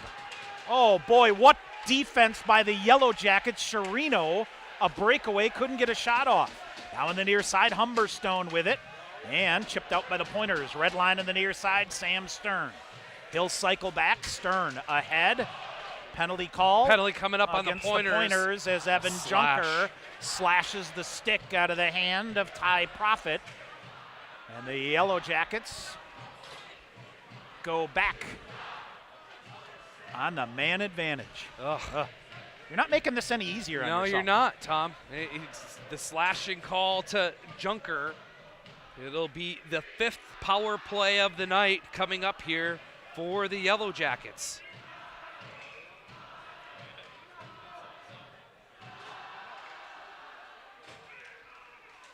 All right, face off to the right side. And here's the Yellow Jackets on the power play, trying to stay in this one. Behind the net they go. McGregor Sinclair looks to center it. Now he'll come right in front, swatted at. Pointers will get it. An alert stick here by Andrew Poulias, and he'll backhand it down the length of the ice. Hector leaves it go. Poulias almost took it away. Now McReynolds, forced it free, but it skirts out to the near side. Finally, C.J. Walker picks it up for the Yellow Jackets, churns it ahead. Connor McLean back through to the near side. Yellow Jackets fire a shot. Wagner kicks that out to the near side. Minute 20 remaining on the Yellow Jacket power play. 4.5 to go in the second. 3-1 the Stevens Point lead. But that does not feel any bit of comfortable here. As now the Yellow Jackets hold it in. They feed it far side to McLean. Back out high again. There's a shot deflected. Hit a body in front. Now they come back here near side. Yellow Jackets fire a shot. That wires high. Far side held in again. Send it back to the near side to McGregor Sinclair. He'll cycle with it. Gets it into the near corner. Centering pass right in front. Broken up. McReynolds with an alert stick. Then dives. Forces it wide. They come back here to the near side. Yellow Jackets misplay it. And it comes all the way out of the zone. 45 seconds remaining in the power play. Charles Martin back with it. Poulias circles him up. Now he'll come off here. Carter Rue off the bench to kill, along with Gunrowski, Mick Hennigan, and Cody Moline. Out high, they walk through. Now they'll leave it. Troy Quinn.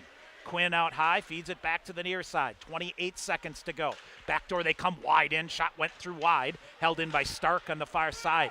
Rue will pick him up, bangs it free for a minute. Gunrowski had it, lost it. Pointers try to poke it out, but can't. Here's Troy Quinn, holds it, feeds it near side. They walk right through, bouncing puck side of the net, and Wagner will pounce on that and cover it up. 12 seconds remaining in the Yellow Jacket power play. Bates going in hard on Ryan Wagner, looking for the loose change, but nothing really going. Lots of puck possession for the Yellow Jackets on their most recent power play, but nothing going offensively. Just good positional penalty killing here for the Pointers. Still no score in River Falls. Shocker. Shots 12-10. That's playing right into the hands of the Falcons. You bet it is. 3:20 to go here. 10 seconds remaining. Pointers get a piece of it, clear it out. Now defender falls down, trying to get ahead. Tyler German. He still battles between the legs of Reed Stark. Pointers force a turnover. German still sticking with it. Pointers back at full strength. Back the other way. Now two Yellow Jackets run into each other, and the puck ends up on the stick of Connor Witherspoon. 3 minutes to go here in the period. German one-on-one back the other way. Check it. Fletcher Anderson fires a shot. Miles Hector a save. Fletcher Anderson to the rebound. Now to Connor Witherspoon behind the net. Anderson plays it far side. Knocked free there by Troy McTavish. McTavish around on the near side. Yellow Jackets a stick on it. And this should be an icing call here. They waved it off, Tom. Waved it off. So Gunrowski, now they take it away from him. Turnover, shot and a goal.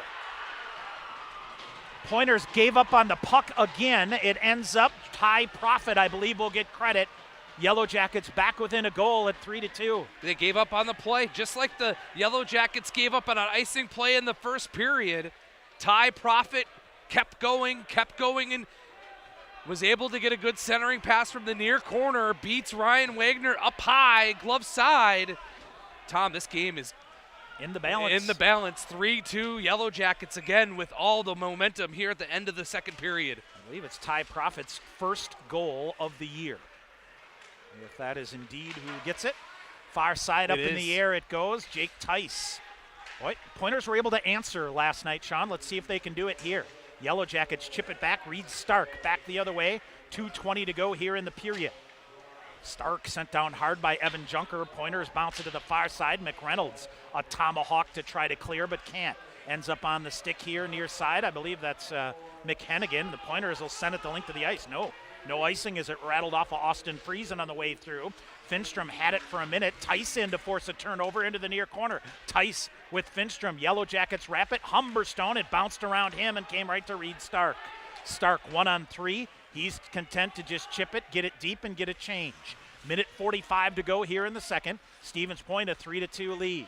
Jake Tice through the neutral zone and a couple of stick checks. He'll get it deep. Jordan Fader the first to get there here in the near side. Controls it with his skate in the near corner. Dawson Chirino and Carter Rue in to help him out.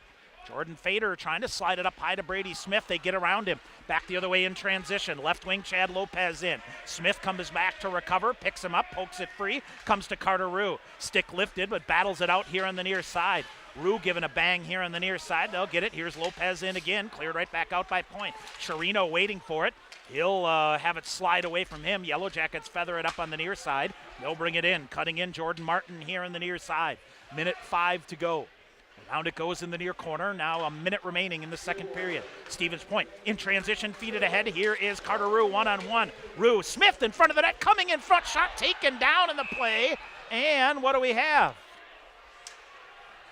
Brady Smith ends up in the net.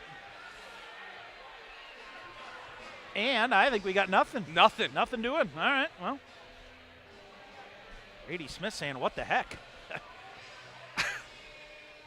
Sean, now their referees talking here at the red line. All right, so we'll be at 52.4 seconds remaining and a face-off outside the zone because Smith into the net knocked it off.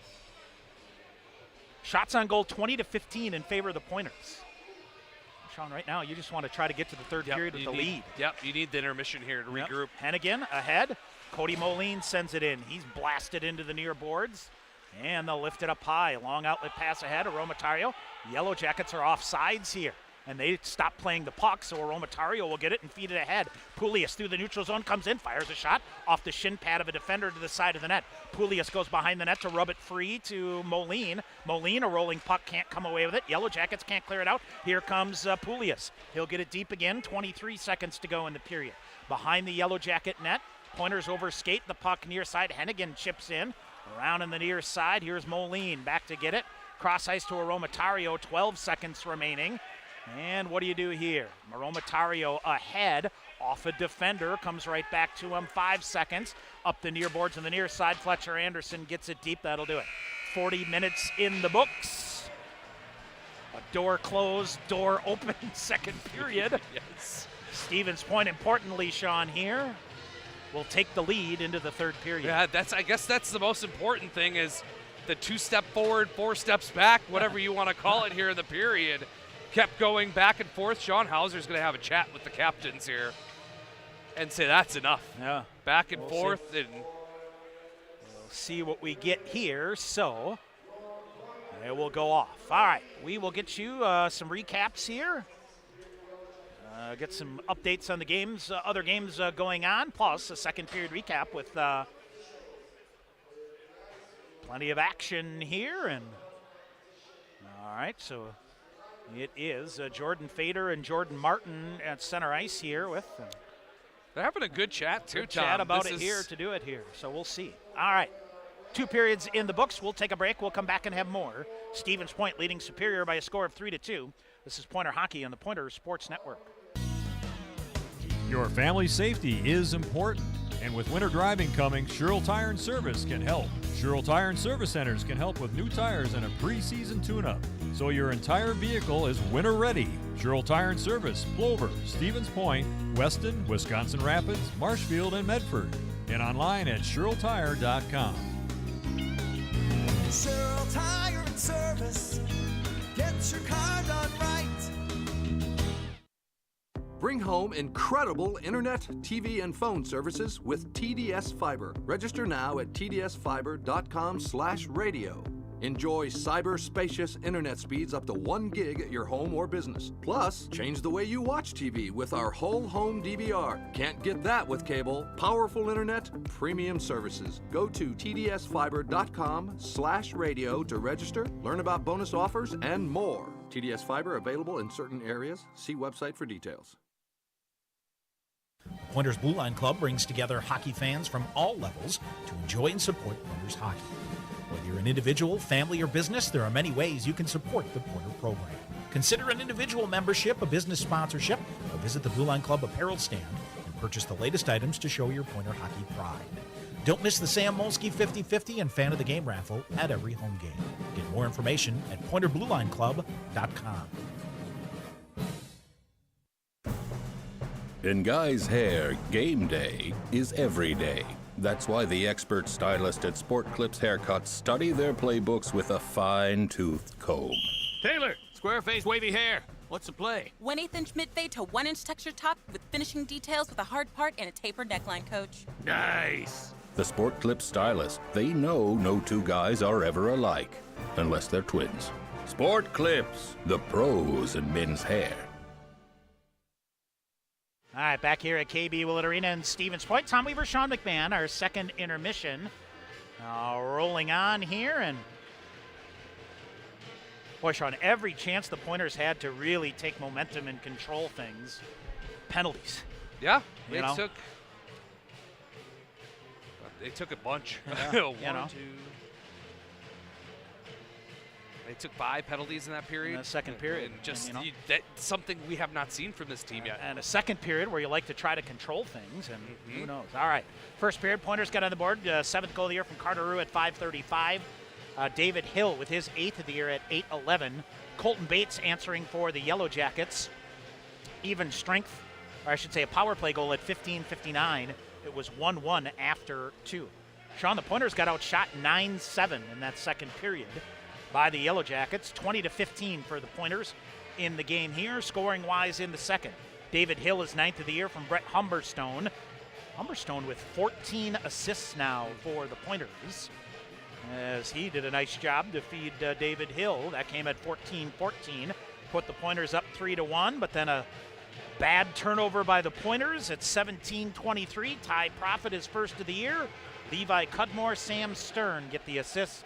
We are 3-2 after 20 minutes, or after 40 minutes. So we said the Yellow Jackets out shooting the Pointers in that second period, 9-7, 20-15 the shots on goal in favor of the Pointers through 2 periods. Yellow Jackets 1 for 5 on the power play here, credited with 5 shots so far. 0 for 3 are the Pointers on the Skyward power play, credited with 2 shots. Ryan Wagner, 8 saves in that second period for a game total of 13. 6 saves in the second period for Miles Hector for a game total of 17. And the Yellow Jackets, Sean, winning 59.1% of the faceoffs. They're very good in the dot here tonight, and get that. So it is Stevens Point. Fortunately, Sean, a 2-1 or 3-2 lead here after 2 periods. All right, we'll take a break, come back. We got a lot of scores to update you on, and the chaos we have feared is starting. Is here, so we'll see what we do. We got a lot of scores to get you. We'll do that here in a minute. 3-2 Stevens Point. This is Pointer Hockey on the Pointers Sports Network.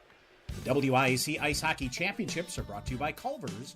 Welcome to Delicious. Culver's congratulates the WIAC on its long history of athletic success and outstanding academic accomplishments. Over 5,000 student athletes compete in WIAC sports, and Culver's recognizes the student athletes of the WIAC for their hard work, dedication, and commitment to excellence on and off the field. Culver's is proud to be a sponsor of the WIAC, the Conference of Champions.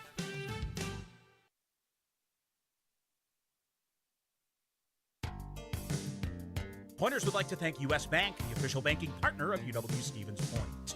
Visit their location inside the Dreyfus University Center for all your banking needs, Monday through Friday from 9 a.m. to 5 p.m. with a 24/7 ATM available. UWSP students, you can link your student ID with a U.S. Bank checking account to use at any ATM and to make PIN debit purchases. U.S. Bank, the official banking partner of UW-Stevens Point.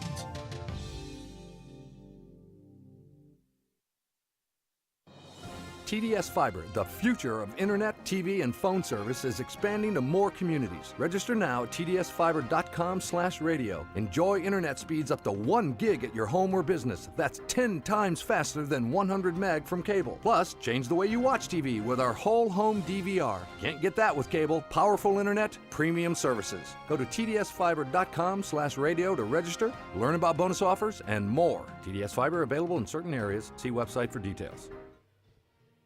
All right, back here at KB Willett Arena, and Sean, sorry to throw a curveball at you That's here. okay, bud. Ryan Konitzer, the Pointers women's softball coach, nice enough to join us. Welcome to Willett here, and well, you got your season off here up at the Dome in Rhinelander. Nice start for your ladies. Yeah, really exciting start. We expected to have a strong start, but I'd be lying if I thought we'd have that great of a strong start. But yeah, absolutely. Obviously, a great season for you guys a year ago. It's just continue to build. Is that kind of your mindset here? Yeah, we're really lucky. I mean, best year since 07 last year. Had a really, I think, top recruiting class in the conference come in. On top of bringing back 4 all-conference kids, 3 all-region kids. So it's been a while since Pointer Softball won a championship, so hopefully we can end that drought.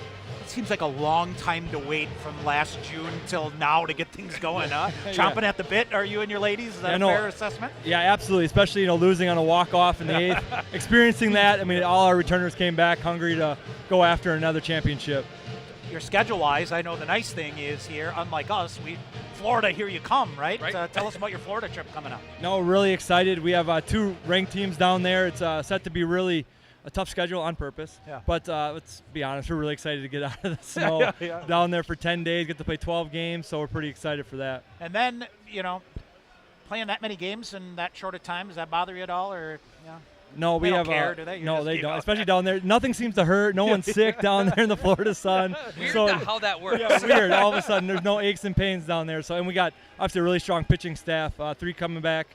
We brought in an all-region transfer kid that came in, so we're excited about our pitching. So we'll be able to handle that many games in a short period of time. Having that depth at pitching, I mean, at this level, that can make you head and shoulders above everybody else, right? No, absolutely. I mean, we split a lot of games last year. We had a couple freshmen, but to bring our region pitcher back and then have the one transfer in, really excited. Had a D2 kid transfer in the outfield, so really excited for the returners and the newbies. It's amazing when you're out there combing to get players to come here and you have some success when the phone calls start coming the other way a little bit more, doesn't it? No, that is absolutely correct.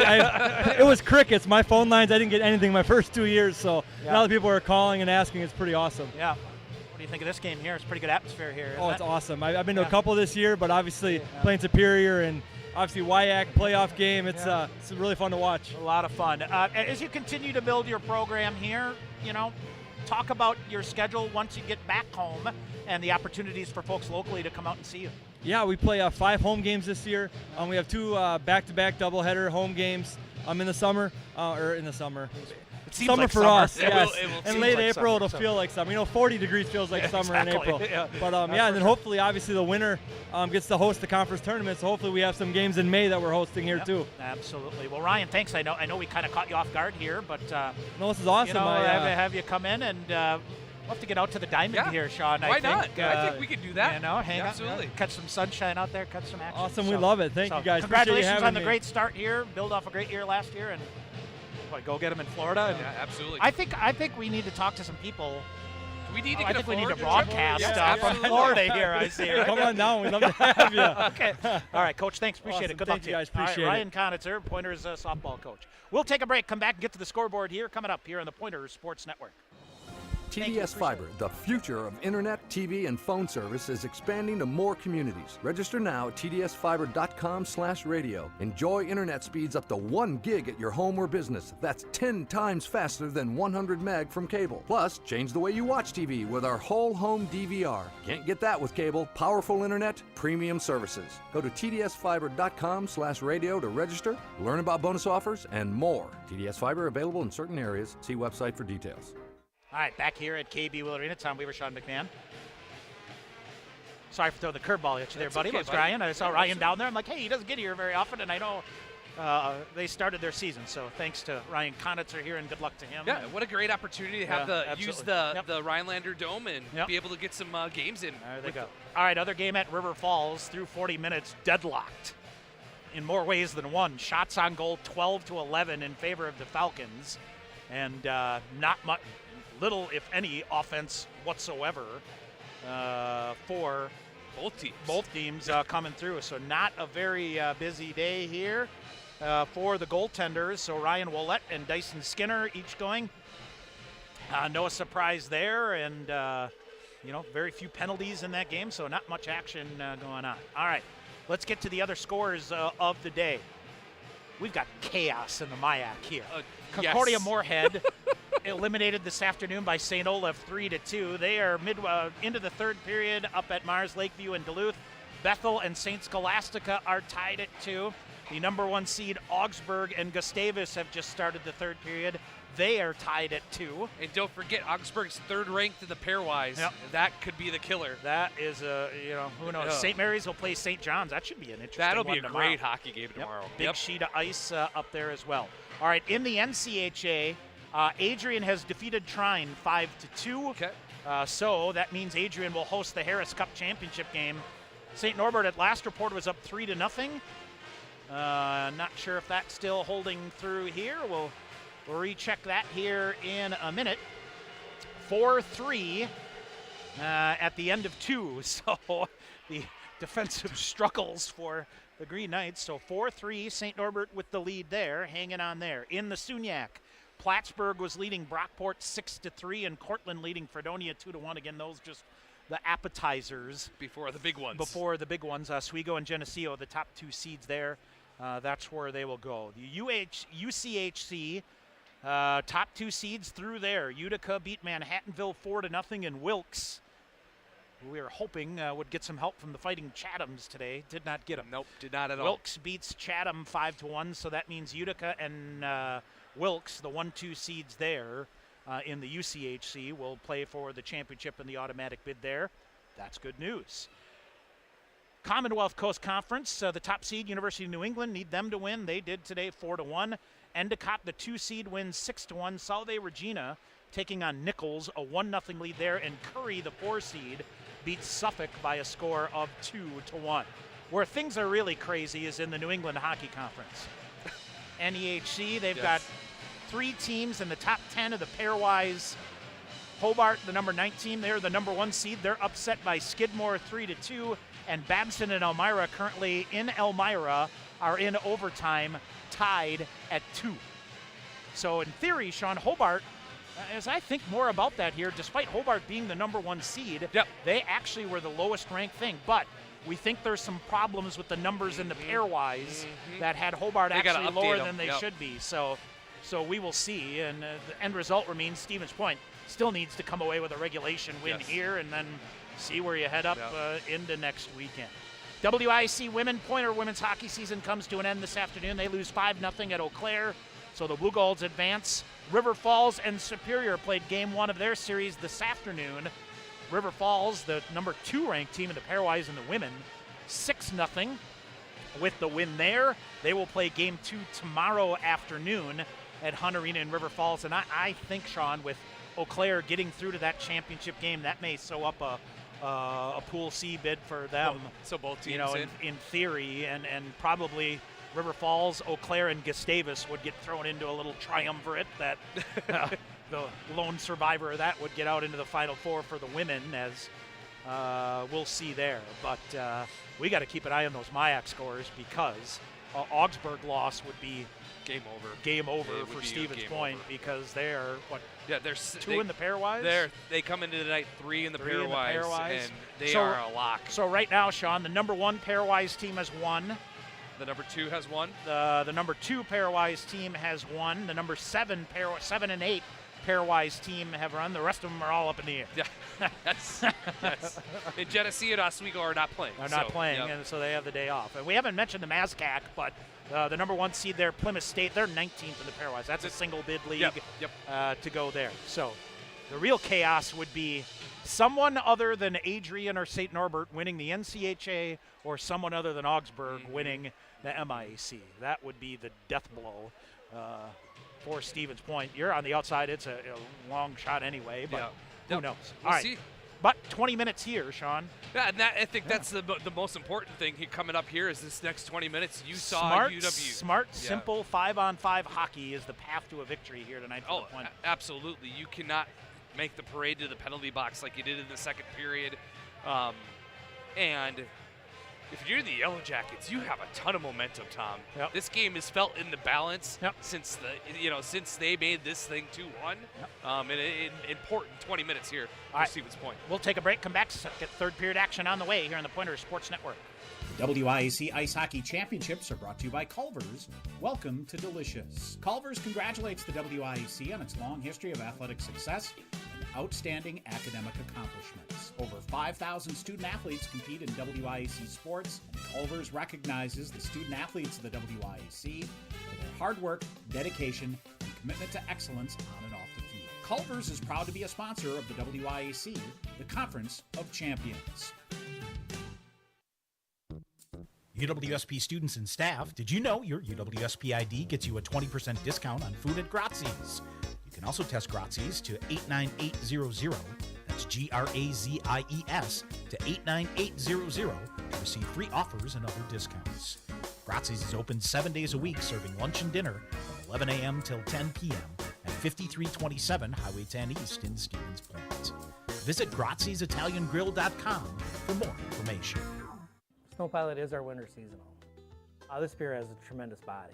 The malt feels great. What I like is the nuttiness that it gets from the Maris Otter malt. Pistachio just comes through like you wouldn't believe. It's almost dessert-like. This is absolutely a winter beer. And if you ever have a campfire in the middle of winter, this is what you want in your glass. It's just great. Warm up this winter with a Snow Pilot from Point Brewery. All right, back here, Willett Arena. Oh, buddy, here we go. This is why we do this, right? For these games like this. 20 minutes ahead here. It's been a great weekend of hockey. It has. I knew when these two teams matched up after UW Superior took out Stout in the playoffs, you knew this is what was coming up, and it's been a great weekend. And we got 20 minutes here. We'll have, again, a bit of a delay because there is a ton of water on the ice. Yep. Keeping an eye on that game out in Pennsylvania. Elmira and Babson, or New York, or whatever. They both are going at it 2-2. It's funny, as we're watching this game, it's at Elmira and Babson, and the rink that Elmira plays at is it's like the Geo whatever. It's a series of 3 domes in one of them, and literally their lighting is in each corner. It's like lighting you would see at a softball or a baseball field. Pointers played the 1993 Final Four there. I remember either late in the second or early third period, the Pointers' Paul Caulfield scored on a penalty shot in the semifinals against Babson to get the train rolling and get a win for the Pointers. And Elmira, who was the favorite host team, Mankato State at the time, still in the NCAA, absolutely blitzkrieged them in the second game, and the Pointers with a convincing win over conference rival Mankato State for their third straight national championship. I believe Mike Staley was the captain of that team, right. Sarge. What a great run that was, and kind of similar to the run we've had here over the last couple of years as well. And let me think, that was, of course, Mark Mazzolini went on to be an assistant at Minnesota. Yep. And then Miami of Ohio and Harvard. Joe Balderota took over, and great history here. We had John Garver from KVWS on last week talking about kind of the similarities between the Pointers and the Yellow Jackets of a strong tradition, kind of on hard times for a while, and a new coach. Yes. Rebuilding changing the atmosphere of getting things going. Chris Brooks and now Tyler Krieger have really restored this championship tradition here. Yes. And boy, if this team goes 22-5-1 and doesn't make the tournament, Sean, none of that will even be a thought if you don't get through the next 20 minutes. Yep. All right, we are set to go here. Stevens Point, a 3-2 lead. And off the draw, controlled by the Yellow Jackets. Pointers near side, Gunrowski. And Fader here on the near side works between 2 black jerseys. Pokes it ahead. Chirino got a shin pad on it. Now the Yellow Jackets with it again. Oh boy, they absolutely walk around Carter-Rue here. Centering pass through back to the middle. Cleared out here by Gunrowski to the far corner. Chirino will get it for Stevens Point. Gets it. Here's Fader in stride. Might have a 3-on-2. Boy, having trouble controlling the puck. Fader gets it. Now fires a shot. Smothered off. And cleared out. Nick Hennigan will get it. Hennigan near side. And he'll get it to Fader. He'll rattle one in. Blockered off here by Miles Hector. And it comes back in.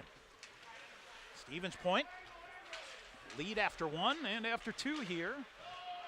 The Yellow Jackets have just hung around all weekend. Pulius clears it up to the red line on the near side. Hill tries to pick the pocket of David Kaplan but didn't. Kaplan slowed down here by Aromatario. Hennigan got hammered off the puck. Pulius near corner. Charles Martin after it for the Yellow Jackets. Behind the net. Puck bounces out to the side. Where is it? Pulius will get it and come across. Again, a ton of water out here and the puck really sliding. Yellow Jackets glove it down. Pulius plays the body to clear a defender out, and now the Pointers flip it back out. Troy Quinn back with it. Lead pass ahead. Hennigan blisters it near side of McReynolds. He'll charge up on the left wing, feeds it off the back of Cody Moline, and no icing call, so in deep, Stevens Point bodies it behind. Pulius after it. Going after it now, Jake Tice. Here's a turnover forced here. Yellow Jackets wanted a penalty, but Junker holds it in. Now it's McReynolds again out of midair. Jake Tice, far side McReynolds. With Tice again, now he'll flip it. McReynolds behind the net. Lost the handle on it. Kind of toward the end of a shift here, but keeps it going to Finstrom. Finstrom in the near corner, walks in. Finstrom with a shot, glove saved by Hector. He hangs on. Yeah, why not, Tom? You win the 50-50 puck battle, you go right to the net, shoot the puck on Hector, and makes a good glove save. We'll get a stoppage in play. Offensive zone faceoff. Goodness gracious, Tommy. 8:34 to go in Minneapolis. Gustavus, the 9 seed in the tournament, in the WIAC tournament's taking a 3-2 lead over the Augies of Augsburg, the number 1 seeded team in that conference tournament. All right, now shot fired, and now the near side. Yellow Jackets will clear it out. Long range pass ahead, swiped that there by Brady Smith to keep it going in the right direction. Witherspoon will give chase. Sam Stern after it now, far side. Now Yellow Jackets fall down again. Pointers hop a pass in front of the net, but played well there by the Yellow Jackets. Gunrowski to the red line. He'll get the puck deep. 17.5 to go in the third. Stevens Point a 3-2 lead. Fletcher Anderson, good job to keep it going for Witherspoon. Chirino bombs into the near corner to come away with it and then lost the handle on it. Sam Stern took it away from him. Stern shoves it ahead right onto the stick of Hennigan. Feeds it near side to Fader. Fader with a backhander back out. Here's Chirino at center ice. He'll hold it. Rifles a shot. Miles Hector deflects it up into the roof and out of play. 17-10 to go here in the third. Well, Sean's nice. We had Ryan Konitzer on here. Yes, absolutely. Matt Hockett a couple weeks ago, tennis coach. Good to see. Maybe we dial up a couple spring sports once it warms up. Here we go. You ever called any baseball? It's fun. I feel like there's a lot of time baseball, to... softball. Softball's a beauty because it's fast. I mean, it is constant movement. You get to do a couple high school games. Literally get a runner on base, and they're running all over the place. Now the Yellow Jackets absolutely walk right through the Pointer defense. Ryan Wagner with a strong save to turn it off. Chirino goes for the hit to free it up to Aromatario, and then comes to Carter-Rue. Rue will wait, now flips it back to Hennigan in the near corner, who will restore some order here. Now a pass misconnected by Aromatario. Hennigan looks to send it deep, and behind the net it goes. Hennigan. Long range pass ahead, chipped in by David Hill onside. Behind the net it goes. 16:25 to go. Far side, Troy Quinn. Quinn skates out, fights his way to the red line. He'll lift it, bounces behind the net. Hennigan near side, Pulius. Pulius rattles it back to the far side. Boy, Evan Junker, a little too hot to handle. Might be a 2-on-1 for the Yellow Jackets, but Pointers get back well defensively. Moline clears it out. Junker back again, watch out. Now Moline will get it on stride on the left wing. Here comes Cody Moline, holds up, fires it to the back door toward Hill. He'll fire a shot, save made by Hector. Rebound to the far corner. Yellow Jackets kick it behind the net, and it's Moline after it on the forecheck here. Moline and Pulius in low. Reed Stark with it on the far side now, chips it ahead, and oh boy, Zach Bannister tripped by the blue line there on the far side, and That allows the Pointers to get possession. Long range pass ahead. Poulias carries it in. Shot in. Tried to get it off the pads of Hector to get Jake Tice a shot at a rebound, but it's dug out by the Yellow Jackets, and they'll come to center ice. Colton Bates. Bates coming around. Tried to feed it back now. Flips a backhander deep. Yellow Jackets trying to sneak up here on the back door, but wise to it is Brandon McReynolds, who covers defensively, and they scrum for it in the far corner. Finstrom rattles it off ahead. Well, they get a stick on it. Yellow Jackets get it, but Levi Cudmore turns around. He'll fire a shot. Pad save made by Wagner, and he'll cover the rebound. 15:09 to go in the third. As Ryan decides to milk that puck down, good play. Just makes the easy save and gets the cover up in the stoppage of play. All right, Augsburg looks to be on the power play late here, Sean. Keeping an eye on that game. Babson and Elmira still grinding through overtime. The perfect storm of disaster here in the other games. Around. You know?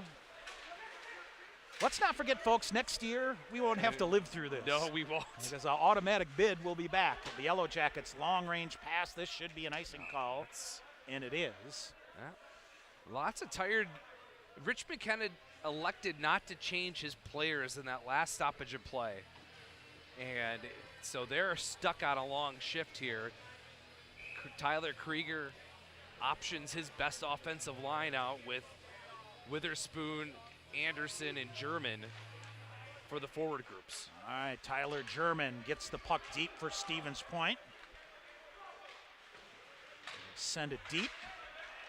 Now right in front, steered aside by Miles Hector. Witherspoon a shoulder. That got it free in the near corner. Rattled around, far side Hennigan after it. And just trickled around him and comes outside the zone. Now here's Tyler German. He'll burst in, splits two defenders. Through a stick, rising shot, glove save made by Hector, and he'll hang on. And Sean, that clock can't move fast enough. Well, Babson is won in overtime, Tommy, over Elmira, the higher seed. 3-2 in overtime out east in the New England Hockey Conference. Disaster, disaster, disaster. Well, 14:23 to go here. And Augsburg has just scored, Sean. So, hey, take your battles where you can get them, right? Far side, here's Evan Junker with a nice job to hold the zone. Flips it up toward Dawson Chirino in the far corner. Fader got a piece of it. Jordan Fader gets possession, tried to go deep, then got it back. Now goes deep again for Carter Rue. Fader got a stick on it, trying to slide it out. Now gets possession of it, flips it to Carter Rue. Rue coming over, Fader calling for it. Carter Rue a shot, that's deflected. Fader kind of redirected it near side. Humberstone's got to pull it back outside the zone. He'll revert back, go to Junker far side. Junker to the red line. He'll hammer the puck deep. Carter Rue after it on the near side, sends it back behind the net. Chirino through his legs but goes wide. Far side, now it is Superior back the other way. Good body here by Rue to break it up, but they go rink wide. McGregor Sinclair fires a shot. Wagner with a save. Rebound out in front. Chirino with it. Feeds it ahead near side. Brady Smith. He's off to the races on the left wing. Smith coming in around a defender. Walks right in front. Shot! Oh, spot off by Miles Hector at the last second. Just got a glove on it after Brady Smith walked the Superior defense. Near corner. Here's Cody Moline with it. Shoves it toward the far corner. He'll set up shop, cycles with it, comes right back to him. He'll turn, fires a shot. Good shot block there by the Yellow Jackets. Smith, big hit there, and no call. And Gunrowski with it, fights it, gets good body position to get it deep. Far side, Moline reaches for it. Out of his reach, it comes to Connor McLean. Kicks off the skate of one of the Yellow Jackets. Here is David Hill, right wing. Hill bursts to speed, rifles a shot, just missed wide. 12:50 to go in the third. A one-goal lead here for Stevens Point. Watch out here, Connor McLean, but a whistle and an icing call. No, they waved it off right the last second. Right at the last second. Hennigan got just enough it. They go rink wide to the far side. Yellow Jackets with a backhander ahead. Hennigan sweeps it back near side to Hill. David Hill charges ahead. Long-range shot. That Hector totally misplayed it. It got the glass. Hennigan with it. Shoves it toward the front of the net for Tice. Goes too far. Francois around to the far side. Now they'll cycle. Tice and McReynolds will go give chase. Near side, here's Finstrom. Kicked at by Aromatario. He'll try to center. Aromatario walks in, center past Finstrom. Now Tice with a backhander, fought off. Tice to the rebound in the near corner. Tice looks to bring it out high toward McReynolds. Yellow Jackets get a piece of it coming through, and Troy McTavish able to gain possession and circle back. 12 minutes to go here in the third. Stevens Point trailing, or I should say with a 3-2 lead. Yellow Jackets trailing have the puck off the glass, not out. Aromatario holds it. Now they work it free, trying to hit Tyler German. A big hit, Yellow Jackets. 2-on-2, back the other way. Might be a 3-on-2, but that's broken up. Here's Tyler German on the near side. Back the other way with McReynolds. German comes, holds, shot, fired, blocked by the Yellow Jackets. And Hector fell down in his own crease. Not sure if he's got a skate blade issue or what. He's looking at his right skate. Now near side, Humberstone with it. Witherspoon will come back to get it. Puck possession for the Pointers here. Ahead, in on the far side. Fletcher Anderson free. Long range shot, tricked, just wide by Witherspoon. Far side, up off the glass. German reaching for it, out of his reach, and it's Zach Bannister with it. Bannister ahead, Junker bumps him down in the far side. Fletcher Anderson off the far wall. Not far enough for icing. Coming up on 11 minutes to go in the third. Stevens Point a 3-2 lead. Needs a regulation victory. And a long-range icing call here. WIAC scheme of things, Sean, a regulation overtime win or tie would move you on, but the big picture, you again, need a win. Stevens Point, the thought from the coaching staff is got to have a regulation win to get the most pairwise points that you can. But you get all the points if you win in overtime. I believe what did Coach Krieger say? 66-33. You don't get the maximum win bonus or whatever sort of mathematical formula. Gustavus and Augsburg tied at 3. Skidmore beat Hobart. Babson beat Elmira. Is the big ones. Big ones that really impact things. Now far side up, and Yellow Jackets. Fader with a nice hit to free the puck up, and now Superior turning in transition. Troy Quinn.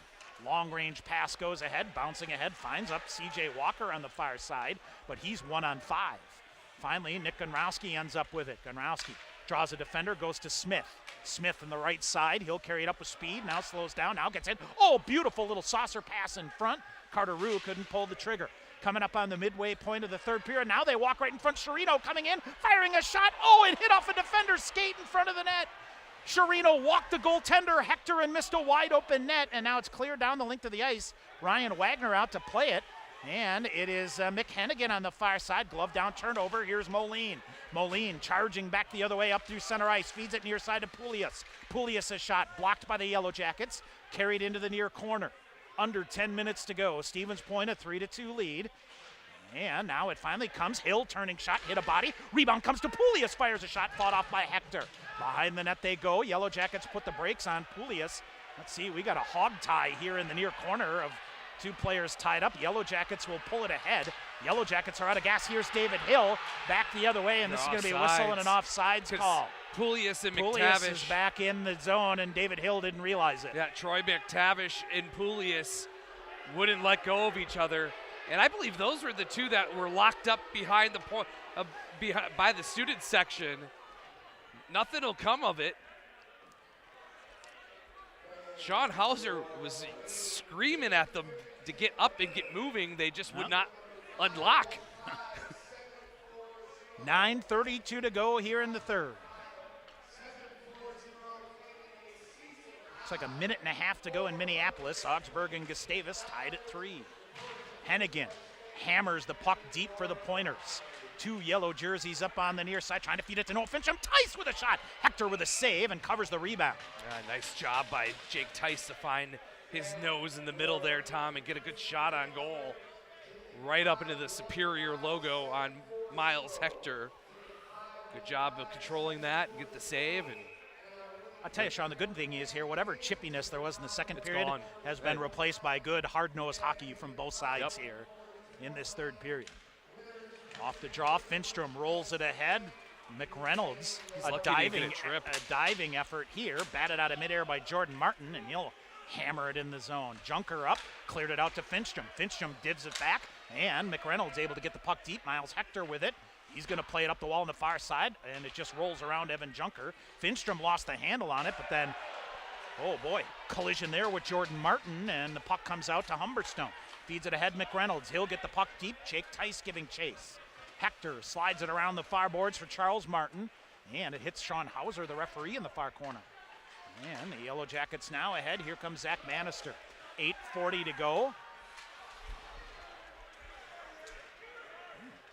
Here is Brett Humberstone for Stevens Point. He'll get it ahead, and this is going to be an icing call. No, they waved it off. Wave it off as Tyler German, the first to get there. German behind the net, looks to throw it out in front toward Fletcher Anderson, but the Yellow Jackets break that up. Anderson now on the near wall, and defender up on him as Zach Bannister gets it out. Smith with it. Smith turned it over, breakaway shot, save made by Ryan Wagner. Brady Smith was trying to go rink wide here and never saw Reed Stark, but Ryan Wagner with a 10-bell save. Yeah, 5th leading scorer on the Yellow Jackets as the freshman forward from New York has 18 points. He had a goal last night as well, Tom. Probably, with Dylan Johnson out of the lineup tonight, probably one of your better offensive forwards. And Ryan Wagner just stood tall and gave up no rebound. I'll tell you what, give your tip of the cap to the Yellow Jackets here. Out their number 1 defender, probably their leading scorer, number 1 forward. Their number 1 defenseman. No quit at all. Now here's Reed Stark with a shot, hit a body in front, and that goes right to Carter Rue. Rue coming out, 8 minutes to go in the third. Fader ahead, sheds off a defender, tries to center. Now bad angle shot, Hector with a save. And it is Dawson Chirino reaching for the rebound. Boy, Reed Stark has been all over the place here in the third period. He'll get the puck deep. Gunrowski comes back. Wagner plays it to Fader in the far corner. You've liked Reed Stark all weekend here. Yes. For the freshman out of Suffern, New York. Fader, far side, blew a tire. Now Chirino holding down, comes off the near wall. Watch out here, Yellow Jackets maybe, but good job by Gunrowski to force it wide to the near corner. Smith in to get it, had his stick strongly lifted from him. Now it's Carter Rue with it. Rue waiting. He'll slide it up here in the near side. I think he's out of gas. Trying to come off. Yellow Jackets dump it in, but they're off sides. It'll come to Gunrowski. Gunrowski now coming near side. Turnover, shot wide, fought off again. And Gunrowski lost his stick. That allows the Yellow Jackets to dig it free. They'll feed it. Shot that goes wide to the near side. To the rebound, McTavish on the far side. Brady Smith in there for Stevens Point. Now fed out. Moline will get it. Big 3-car pile up on the far side, and here's Hill. David Hill around, gets around a defender, comes back, centering pass. Too hot for Moline to handle. Poulias in, couldn't handle it, and here's Superior back the other way. 6:50 to go in the third. Long range shot in on Wagner. He'll cover, and we'll get a whistle. Oh, no. And what do we have here? Ty Profit just got unloaded on. Mick Hennigan and Nicholas Oramaterio in front. I think the officials are saying, hey, that's enough of that. I think they're going to give him the pass here. Augsburg and Gustavus headed to overtime in Minneapolis. Yep. Mr. Profit a little light on his skates. Bethel and St. Scholastica in overtime. And let's see, looks like we've got scoring in River Falls. They're even at 1. Noah Gansky at 5:27. Matt Stanton answers at 12:25. River Falls and Eau Claire tied at 1. Long range pass here in on Hector. No icing call here, so Tice after it freed it up. Finstrom turnover. Finstrom firing a shot. Hector a save. Rebound. Picked up, and it is McReynolds turning. Fires a shot. That missed just wide. Finstrom tries to get to the rebound here on the near side.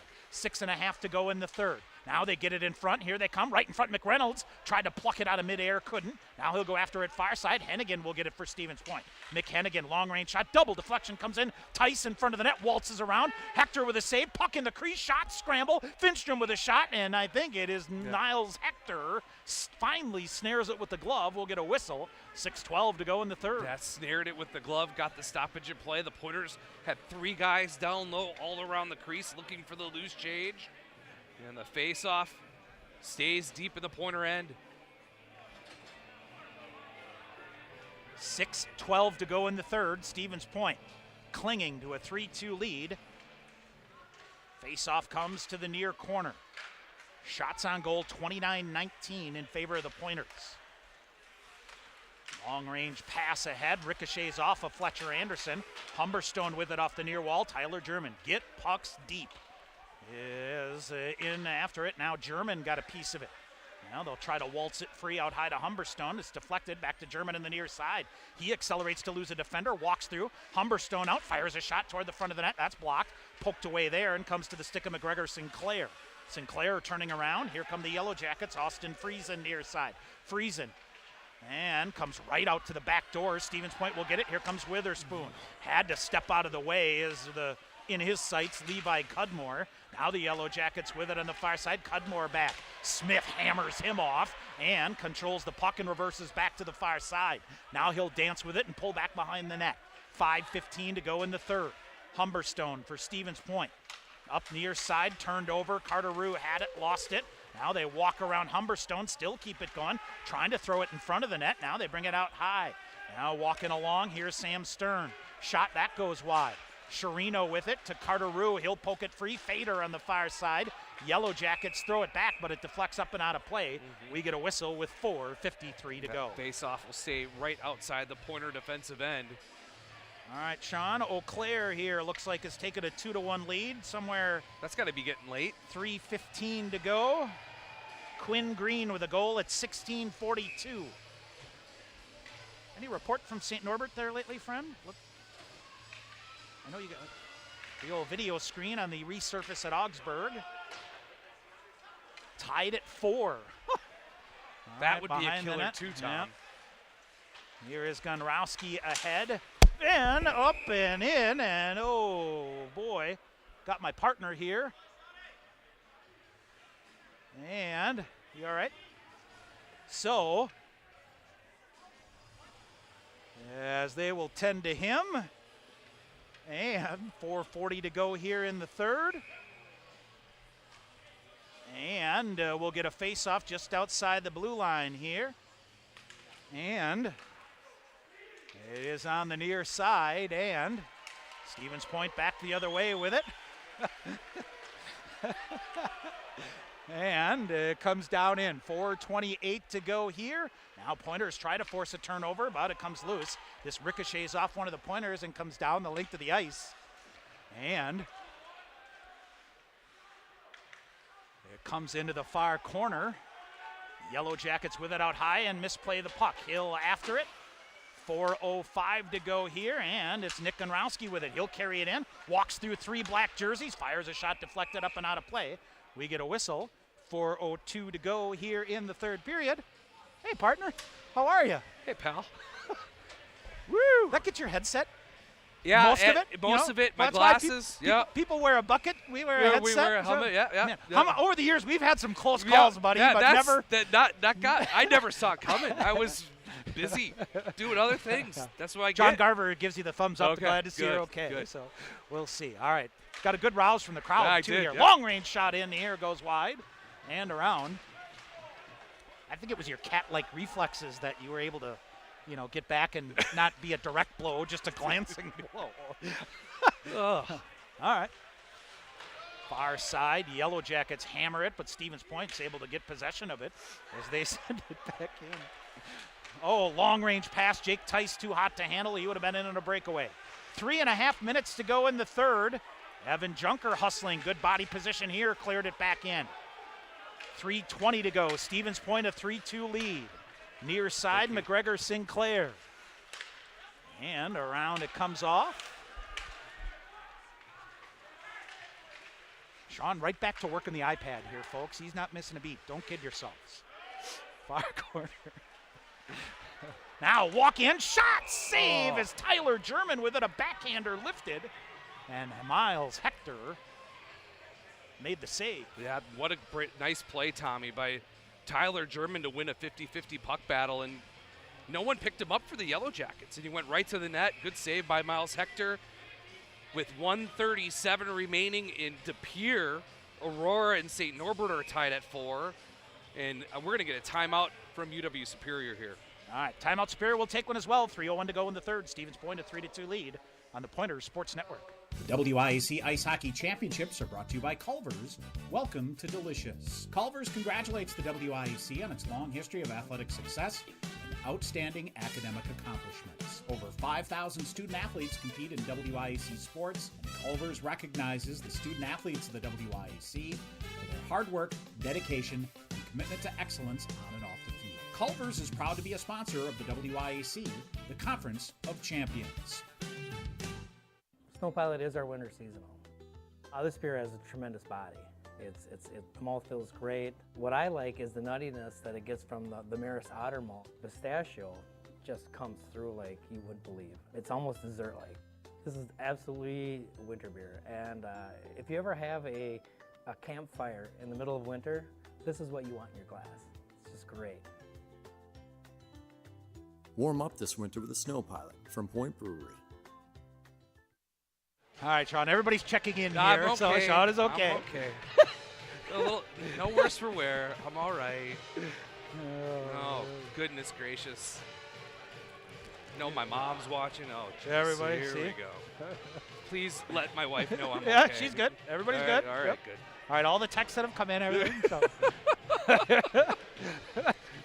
3:01 to go here. I might have a bump tomorrow. We've had but some rockets up here in Yes, the we past, have. and We'll be good. We're all good. all right. Never missed a beat. 3-2 here. We're going to face off to the left side of Miles Hector. Now out high, Junker slides it. Humberstone sends it deep toward Tyler German, who will get possession of it. German feeds it back here on the near side. Now they'll get it. Oh, tried to slide it to Witherspoon in front of the net, and he was tied up. Now German trying to come through, weaving his way through is Charles Martin. Martin on the near side, McGregor Sinclair. Now whistle and an offsides against the Yellow Jackets. 2:38 to go here in the third. Just a tick off sides. I wonder when Rich McKenna's going to pull his goaltender here, Tom. You got to win. You got to at least force the 5-minute 3-on-3 overtime. And it looks like Eau Claire has added another from Simon Sagasor late. So 3-1 Eau Claire. And a scrum for it here. Fader reaching for it. It is underneath Jordan Fader at center ice. And the Yellow Jackets carve it out and send it deep. Now fed around here in the near side of Ganrowski. Carter Rue with it up the near side, but not out. Fader with a strong shoulder. He'll bring it back the other way. Here's Carter Rue now to Jordan Fader. Fader carries it in, 2:15 to go. Up in the air, deflected. Fader walks free. He's taken down, fed it toward the front of the net. Goes just wide of Jake Tice to the far side.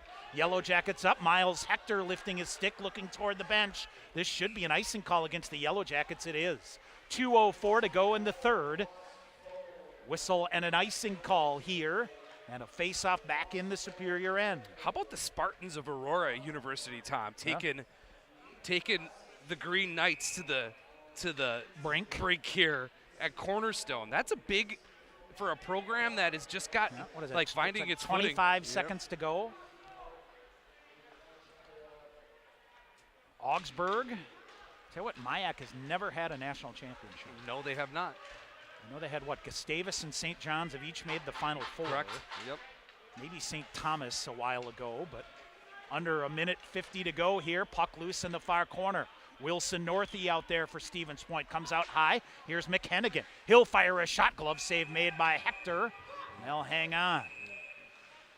Brandon McReynolds tied up with Will Blake. They'll settle that down. Well, the more you have the puck possession down in your offensive end, Miles Hector can't get off, and I think that's what you're looking for here is that you win a face-off, get the puck deep, get it in the corners, and eat this last minute 43 away.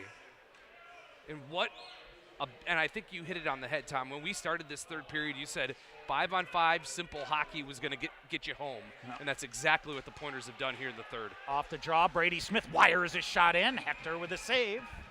You'll take this all day long. Yeah, absolutely. Win a draw, get a shot. Hector with a save. Boy, Miles Hector's been much better tonight, yes, too. He has. Much more comfortable in between the pipes for the Yellow Jackets. All right, face off to the left side of Miles Hector. Poulius. Reynolds, Northey. Yellow Jackets win. They wrap it around. Gunrowski, a good body here in the near side. Brady Smith out there. And the Yellow Jackets try to turn it over. Now it's Poulius behind the net. Two bodies come. Gunrowski comes away with it. He'll drag it into the near corner. Got to try to clear the puck up and out here, but they don't. Hector out on an extra attacker. 1:18 to go. Long range shot. That comes through. Wilson Northey after it here on the near side. Gets a piece of it. Tries to chip it around here in the near side. And it's cleared out by the Pointers. Yellow Jackets back in onside on the far side. Charles Martin. 1:05 to go. Extra attacker. Shot fired wide to the far side. Fader with it toward an empty net. This will go the length. Whistle and an icing call. Is Northey unable to catch up with it? We'll get a whistle. 57.4 seconds to go. Now we'll head to overtime in De Pere, Tom, as St. Norbert will be on the power play to start overtime.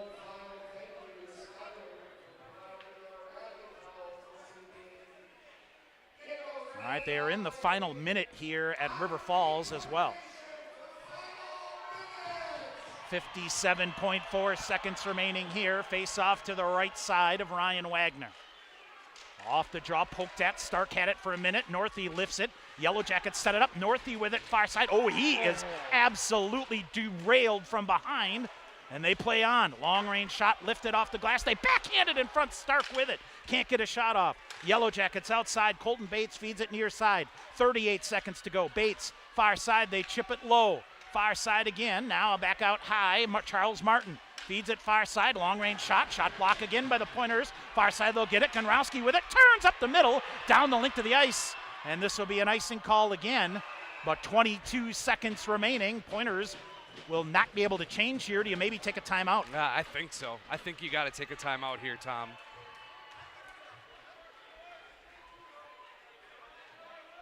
But see.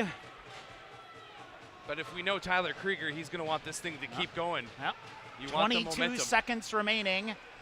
Empty net.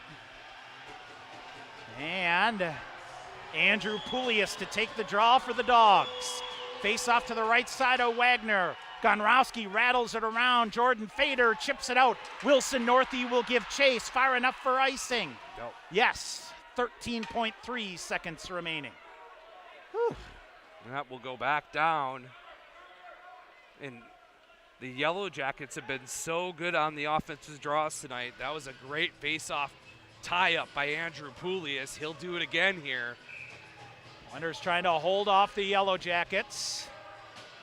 Poulias again, face off to the right side of Ryan Wagner. Yellow Jacket shot. That goes wide. Rebound around here to the near side with 8 seconds. Shot goes deep side of the net, chips inside of the net. Wagner reached out for it. And let's see, Ryan Wagner's without his glove, so they got to blow it dead. Yep.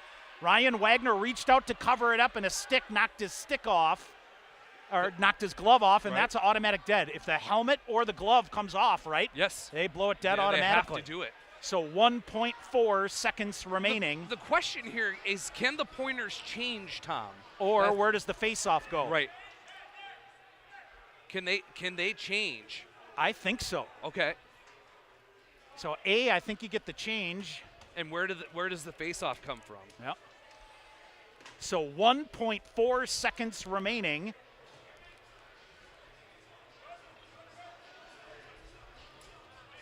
Face off to the left side of Ryan Wagner. And it is the senior Carter Rue to take the draw. Now the Yellow Jackets with it. Shot at the buzzer is blocked. Rebound loose. That'll do it. Stevens Point holds off the Yellow Jackets. And what, for the 8th consecutive year, the Pointers will play for the WIAC Championship. Yeah, absolutely. As they will, a hard-earned, simple hockey effort here in the third period gets them home. They don't take a penalty at all in the third period. Simple 5-on-5 hockey got you the win here in the third period. As crazy as that second period was, the Pointers slowed things down and played their hockey. As both teams will shake hands here. And the Pointers will move on. I think Eau Claire probably is going to win. It is a final. 3-1. Eau Claire beats River Falls. So the Blue Golds will be here at KB Willett Arena. I'll tell you what, when we saw Eau Claire at January 12th after the Pointers beat them for the third time, to see them in the Commissioner's Cup Championship game, we never thought it. All right, couple notes here for folks that may still be listening or tuning in. Tickets will go on sale Monday morning at 8 o'clock. And Pointer player, family, friends, or whatever, their tickets need to be claimed by Wednesday at 4 o'clock.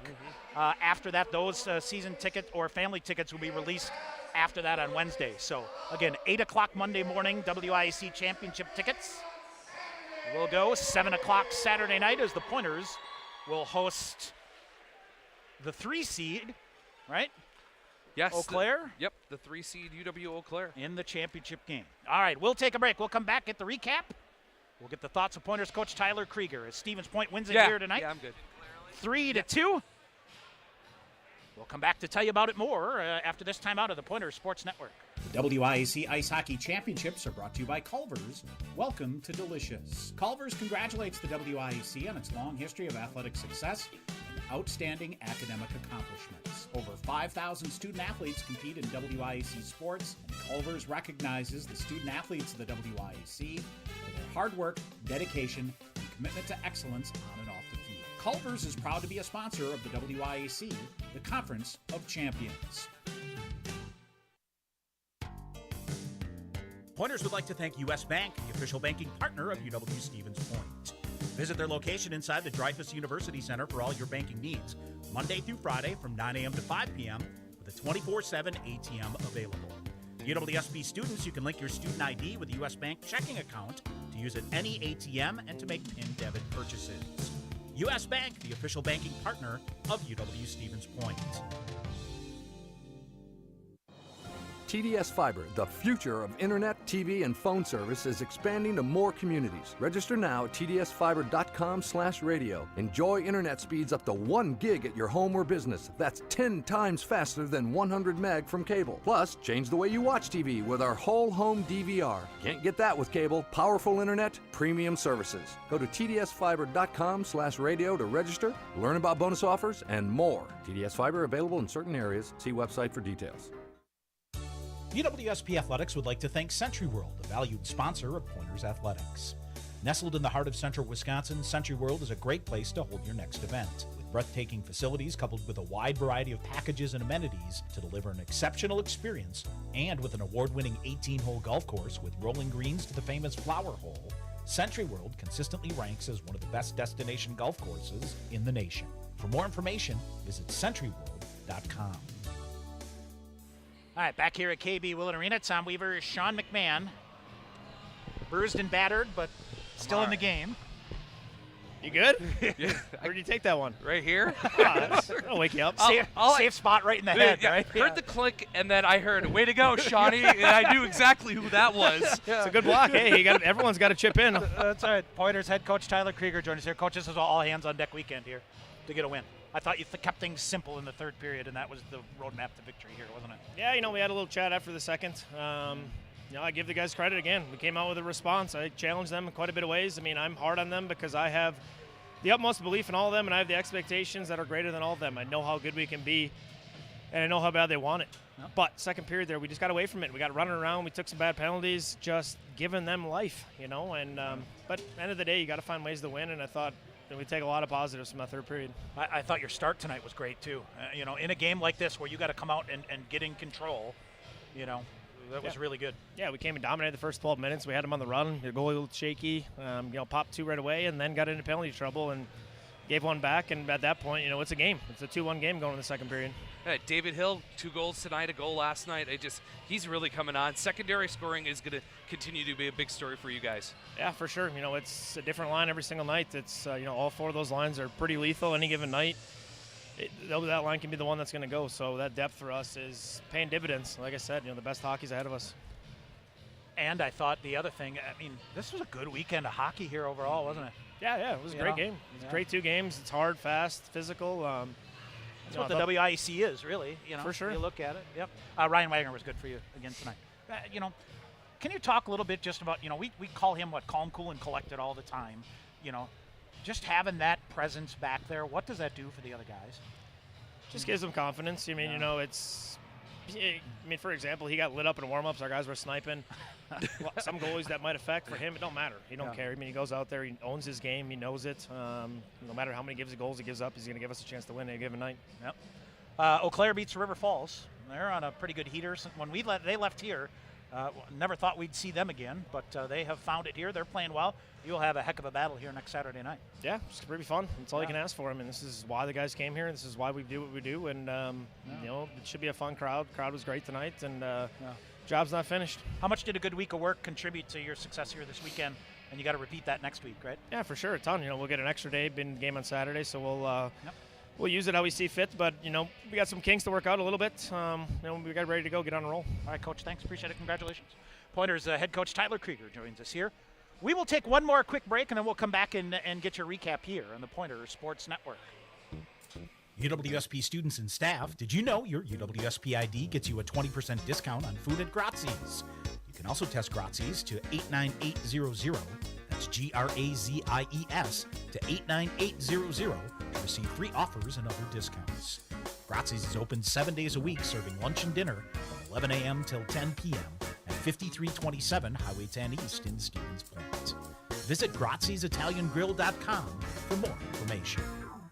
All right, back here at KB Willett Arena, a recap here tonight. Stevens Point gets win number 21 on the season, 21-5-1.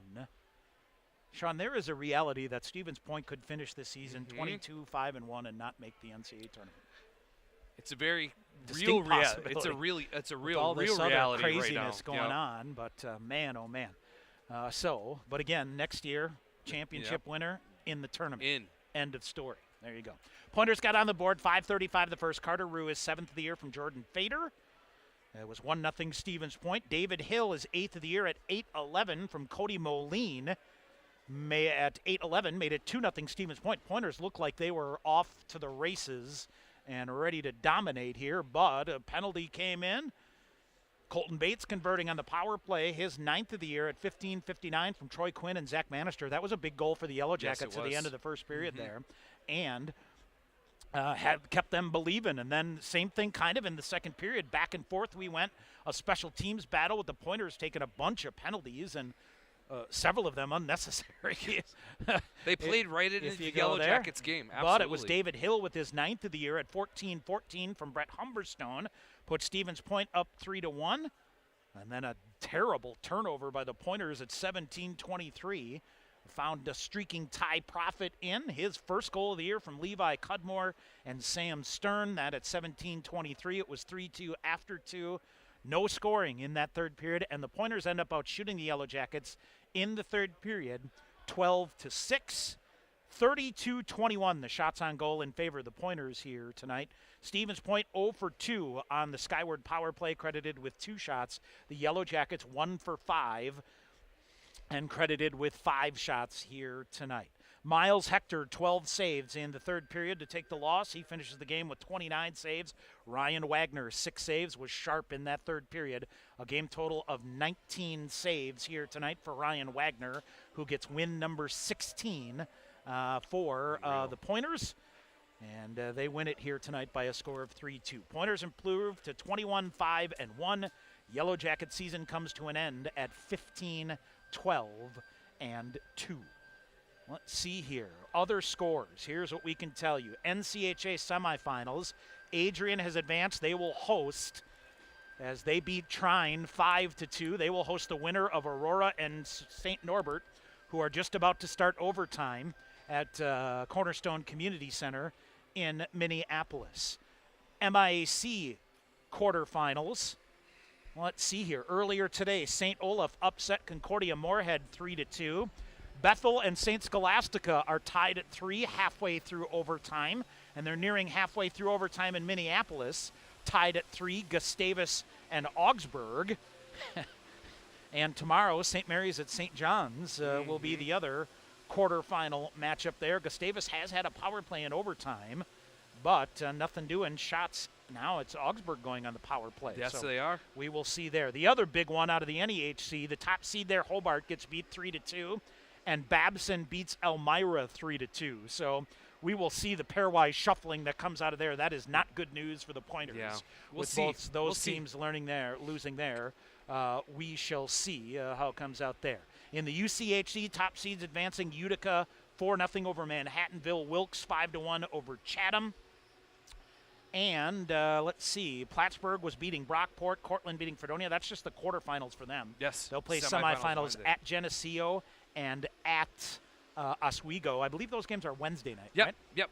It's MIAC, the Commonwealth Coast Conference, and the SUNYAC will play Wednesday night semifinals. Commonwealth Coast Conference, the top seeds that we needed to win there did. University of New England 4-1, Endicott wins, Salve Regina was up, and Curry wins. So top 4 seeds will advance there. We'll go through. Let's see here. We should also mention Eau Claire, of course, beat River Falls 3-1. So they will come here next Saturday for the WIAC Championship. And on the women's side, Pointers season comes to an end this afternoon. A 5-0 loss at Eau Claire. River Falls beat Superior 6-0. They will play game 2 tomorrow afternoon in River Falls. And I think Eau Claire getting a couple wins there. They're in. Should button up a women's bid there as the winner no matter what. There we go. So We shall see. Augsburg has just scored and in overtime. Augsburg scores in overtime to beat Gustavus 4-3. So that's good news for the Pointers. As one bullet dodge. One We got bullet another dodge. one. We got at plenty of Depeer other going. ones there that we go as well. So we shall see. All right, Sean, our final duty of the night here. We got to pick our Pointer Blue Line Club player of the game. A couple of goals here tonight. David Hill. What, 3 goals on the weekend? 3 goals on the weekend. He had a great He was weekend good. of hockey. He was very good. Thought he was good. So David Hill for the Pointers, the sophomore out of Glen Mills, Pennsylvania, is our Pointer player of the game. All right, final details. Pointers will host Eau Claire Saturday night, 6:45. Our pregame coverage, 7 o'clock. Tickets go on sale Monday morning at the University box office at 8 a.m. Pointer family, friends, and season ticket holders have Wednesday, I believe it's Wednesday until 4 o'clock to claim their tickets. After that, those will be released. Let's get a full packed house here. And Eau Claire's going to travel some people over too. They'll travel well, and we'll see how that goes. My partner dodged off. We officially on the score sheet with a block shot here tonight. I love it. Yes. Perfect. And live to tell another tale. So there you go. So Sean McMahon, make sure Tim Bone gets him on the score sheet with a block shot here tonight. And the headset, perhaps the life-saving Sennheiser Corporation. I see an endorsement deal on the way here. All right, that's going to do it. I hope you'll join us Saturday night. Pointers will host Eau Claire WIAC Championship game presented by Culver's. They will take on the Eau Claire Blue Golds. Pregame coverage at 6:45.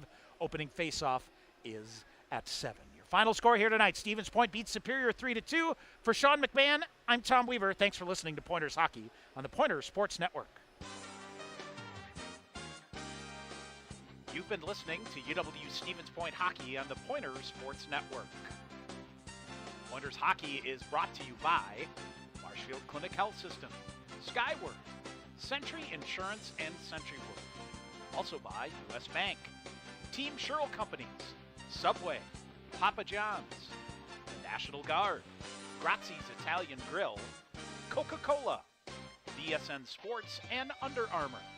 Also by TDS Fiber, Sport Clips, the Stevens Point Brewery, and Dunkin' Donuts and Baskin Robbins in Stevens Point. This broadcast is an exclusive presentation of UW Stevens Point Athletics. Join us again for Pointers Hockey on the Pointers Sports Network.